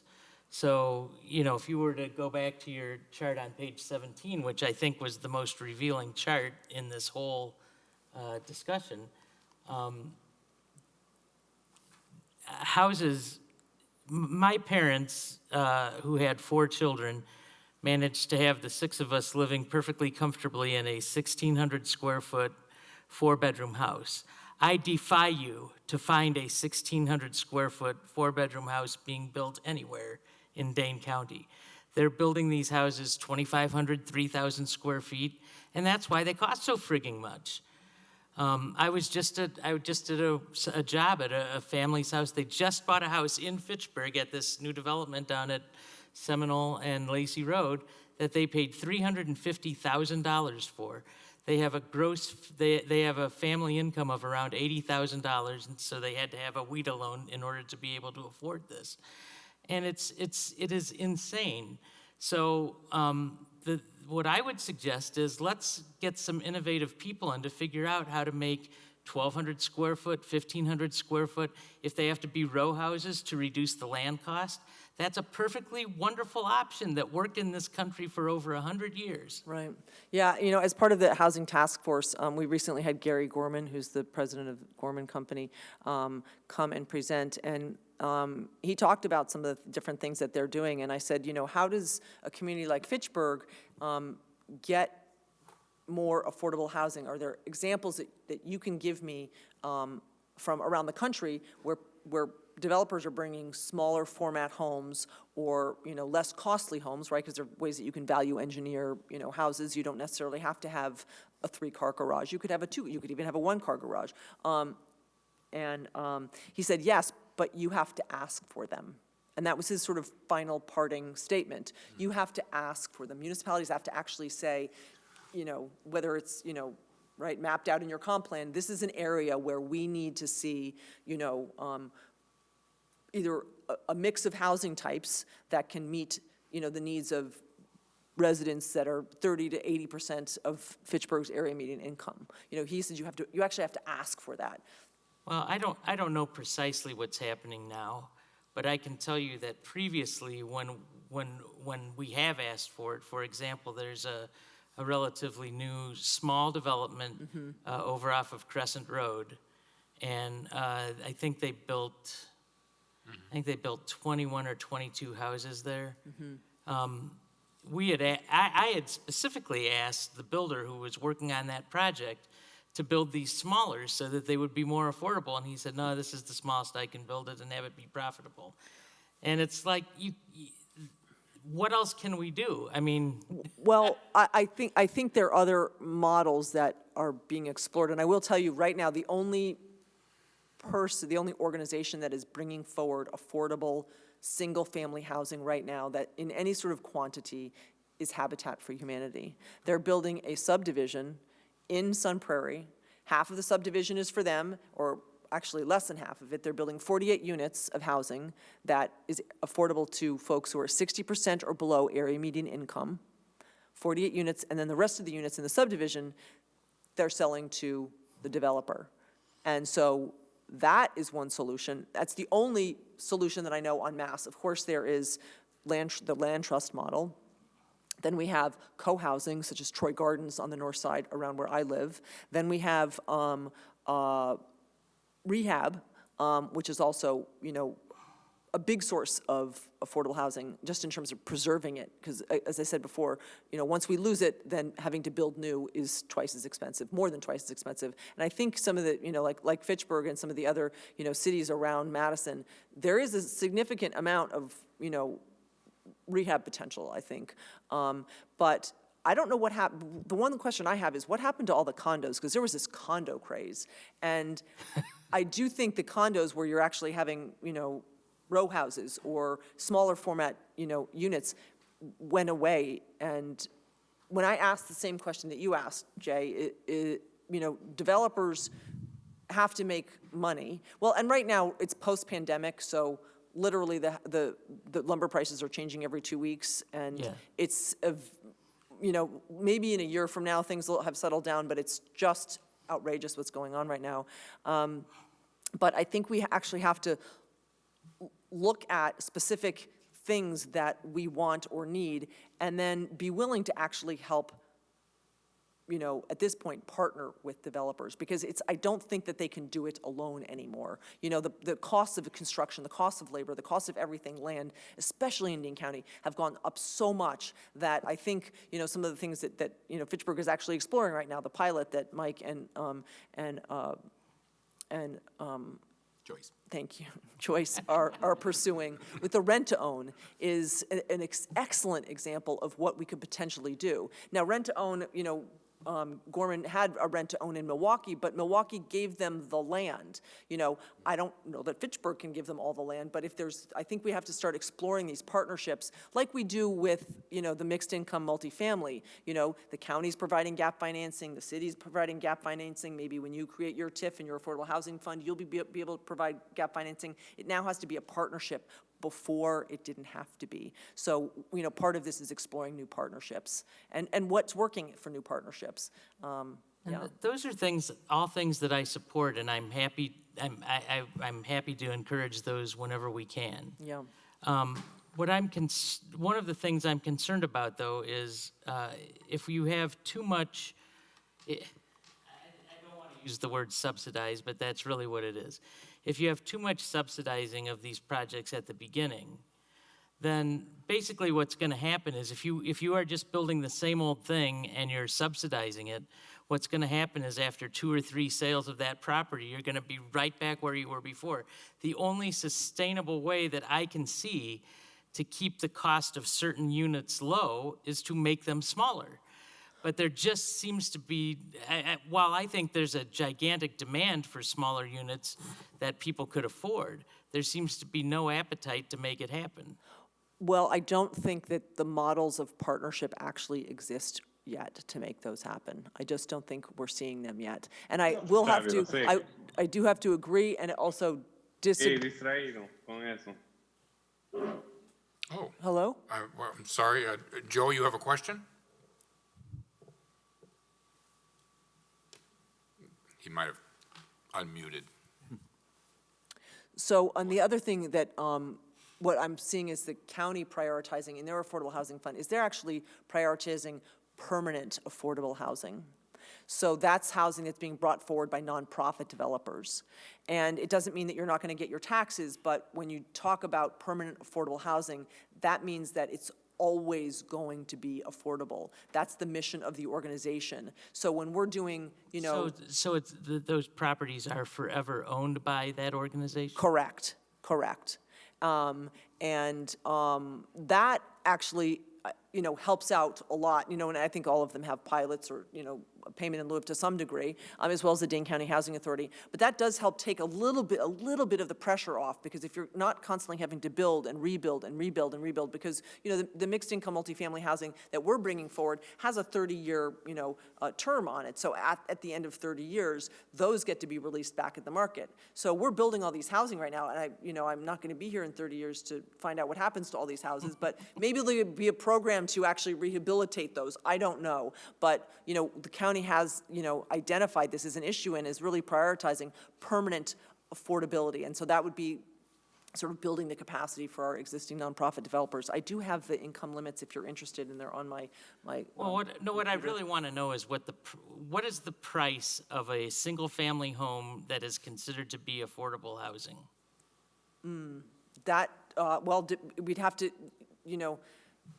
that depends on the income of the homeowners. Well, let's So- use so- your 70% of AMI or whatever. Well, you I wanna think what Habitat bases their housing on is up to 60% AMI, and I think that those houses are going from anywhere from 235 to 265. use. Right. And there's not a single house being built like that in Fitchburg right now. No.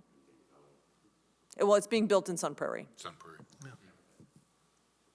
And then there is housing preservation that's going on. We have agencies, nonprofits in the county that actually do housing preservation. So, and then Urban League is working with a number of partners to do rehab on I think up to 15 new homes, 15 existing homes to help that community become homeowners, 15 new homeowners in that community. So rehab of housing is actually a really important strategy that we often overlook because it's, not as obvious. Harder. It is harder. And people want new, but we will lose them, and we are losing them. I would just add to Olivia's comment on the condo market. Right. There, pre-COVID and going back to the housing boom and bust, the last one that we had, whereas during the boom, you could get a condo with no income, no job, and everything. The feds overcorrected then after that bust, and they were requiring that to get underwriting for a new condo project to even start it, you needed to have 50% of the units Right. pre-sold. Right. So it became almost, you just couldn't do it from a development standpoint. Now, a way that we're kind of helping to approach that, although it's not getting to an affordability level here, but it's at least financing new townhome product, is instead of it being condo kind of ownership, we've got zero lot line over there in Terravesa. So you've got kind of a row of 8 to 10 where they can kind of manage that underwriting and financing. to get Interesting. that So it's a product. But- row house and not a condo. Yeah, but that product though, again, is coming in at 1,700 square feet. And I think the latest prices I saw were 363, 370. Yeah, they keep going up, I know, over there. So it's bringing us that product, but not at an affordable price level. Yeah, and I mean, I have to say, I hate to say this, but I do say this to a lot of people, that multifamily is the new first-time home. And that's know. fine. I would love to see affordable condos in Fitchburg, but even the stuff up by where Mike lives, up by, those condos are going for over $300,000 now. Well, I actually meant that it's not, you're not, given that the new first-time home buyer is now 33, your starter home is the new multifamily rental. Because people have to save a lot longer and are, putting a lot of things off in order to get into a home. So, I mean, I do think one of the things that the strategies that we're looking at, as well as the city of Madison, is to actually build capacity at the lower level to bring in new developers, because we have a lot of, existing large developers. But even then, it's a partnership. And what do these partnerships look like? And how are people willing to partner? And like you said, Jay, in 2 or 3 sales, that $250,000 house became a $450,000 house. And so the county is saying, we need to start thinking about permanent affordability, because we have to have stock that is actually, reliable and there, and that we can expand and build on, so. Well, then even in if you're talking about apartments, even in multifamily apartments, I'm looking at these new projects that Madison's building.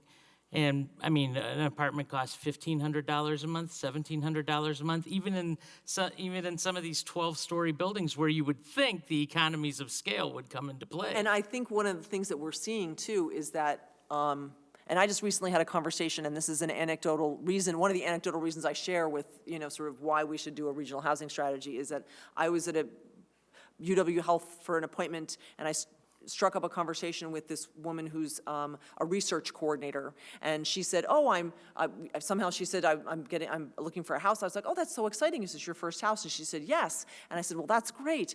And she said, I'm a little frustrated though, because I can't get a 30-year fixed rate mortgage. And I said, well, why is that? And she said, I said, can I ask you, is your credit okay? And she said, yeah, it's mid 700s, upper 700s. I said, I'm sorry, I don't know who you're working with, but you can, and here's some banks that you can call. And then I said, so what made you decide to, start shopping for a house? And she said, well, my rent is, I could just be paying a mortgage for the amount of rent I'm paying. And that's the facts. That's the facts. People have to pay the same amount. In our day, my day, rents were down here, mortgage was up here. Now they're the same. And so why should people be paying, the same amount for a rent that they could be paying on a mortgage? And then I said, did your realtor tell you about, first-time homebuyer down payment assistance? She said, no. And I said, okay, well, there are 2 different programs that you could pursue. And so I thought, if we all get together as 50 or 60 people, around the county and have anecdotes like this, I mean, that's one person. And then I talked to her 2 weeks later, and she told all of her friends about down payment assistance programs. And then she signed up for the Homebuyer Roundtable, which if you go through that training, you can actually get another $2,000 of down payment assistance. And this is one person, and I feel really bad because there are predators that are, taking advantage of home buyers, first-time home buyers throughout Dane County. There's a realtor who didn't tell her about, down payment assistance, and then led her to a mortgage, a company that said, no, she can't get a fixed-rate mortgage. And she doesn't know better because she doesn't have the training. How many other people are like that in Dane County? And that's, that's a really, if you could get another $10,000, you might be able to get into a house and get out from under this, rent. So anyway, that's just one anecdote, but I think there are probably a lot of those that, whether they're programs we're running or, people we talk to, that if we come together as a region and start, trying to explore some of the existing programs we have and some of the resources that we have and share those, I think there might be some benefit and, possibly potential for communication, expanded communication and partnership. So. Yes, Dave, question? Well, just more of a comment, what government does quite often, is they're duplicating efforts. Right. And, I think the most successful organization for providing housing to people in the history of our country has been Habitat for Humanity, who I support, and are they in this discussion? Because I think that's the best Absolutely. path. And then the second point I'd make, I want to ask you, I'm going to ask a hard question. Yeah.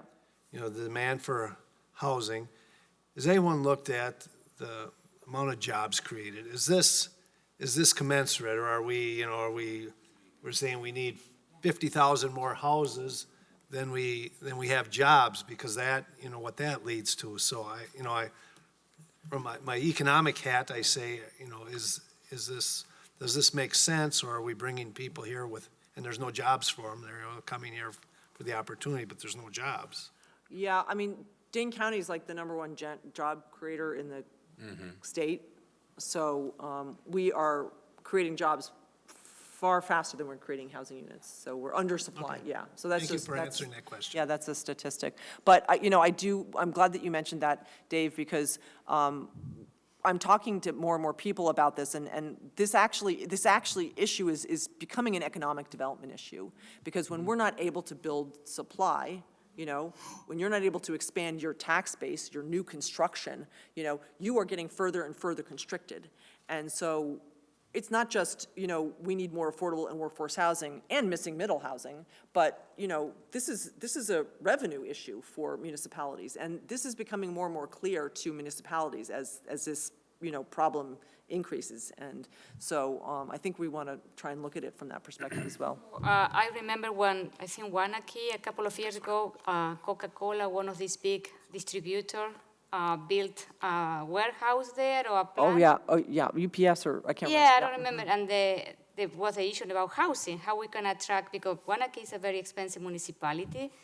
And I say, how do we want to bring people to work here, or people that were coming to work there, they had to travel like 20, 30 miles for wages that maybe didn't cover the gas. So this is the other thing that we need to think as a city when we bring this company to is, okay, we are bringing this company to the city, we are increasing job creation, where they're going to find the talent is going to be, we need to provide us also the housing for that. And the other thing I want to mention is we are, I am part of the MARREP, so we are, this area is going to become like a technology hub, or it's becoming one. And we are attracting people from the West Coast to move here, and the issue that they have is housing. And, and people are moving here because also from the West Coast, because it's so expensive to live, they want to, they have very good tech job here in Madison, but the issue is housing, affordability of housing too, or housing, inventory of housing. So I think we need to think like a economic development perspective, the housing, they should be working together, because if we are, ProMega is expanding, or Sub-Zero is expanding, or, so where those employees are going to live, Right. They cannot live in Fitchburg because they cannot afford living in Fitchburg. So where, so what is the economics of having a good paid job where you need to travel 30 miles every day to get there? You know what I mean? So, Right. Well, and I think especially for the lower wage workers, as you mentioned that example, because that makes that workforce more tenuous for that large employer. Because when people have to travel 20 or 30 miles for a $15 an hour job, then that workforce is less stable, because as soon as they can find a job that is even a few miles closer or pays $1 more an hour, then that labor force turns over. And so that is one of the things that I've heard from employers, that's a problem, for them. Mike had a question. Just a comment, yeah, on the Habitat for Humanity. This goes back a number of years, and my memory's failing me exactly when we did this, but the Renaissance on the park development in Belmar, we actually got a CDBG grant from Dane County for a land write-down. Oh. And then we worked with the developer, Tom Ellefson, to do the single-family homes over Right. there. And again, I don't remember how many years this goes back, but I think he was bringing those homes in starting at like 150, 160 Yeah. at that time for single-family. Then we had one of the housing busts after that, because there were supposed to be condominiums on the south end of that development. I think it was like 73 overall homes or units. And he built, I want to say, like 43 of them, but then after they decided not to proceed with condos on the southern end, Habitat came in and took over, I want to say it was like 30 lots there, and continued to build then single-family homes there on those southern lots there. So that was a really good partnership, and provided us with workforce, single-family homes there. Habitat continues to express that they would like to work and do a project here in Fitchburg again, if we can find them land, Right. Somewhere. They've even mentioned that, and this is probably pre-COVID that we had these conversations, that they'd even look to do like a townhome type project out here. It doesn't always have to be single. Right. As well. That would So be I think excellent, yeah. that's a partnership that, we still would like to kind of re-engage with when we can find, some land that that makes sense for them and for us. And maybe once we've got our affordable housing fund capitalized, maybe there's that partnership again to help bridge the economics to drive an ownership product Yeah. in partnership with them. Yeah, that's a great observation. I mean, exploring these partnerships is really, sort of the next step in so many ways, so, yeah. I was reading an article earlier today that had an interesting little factoid in it.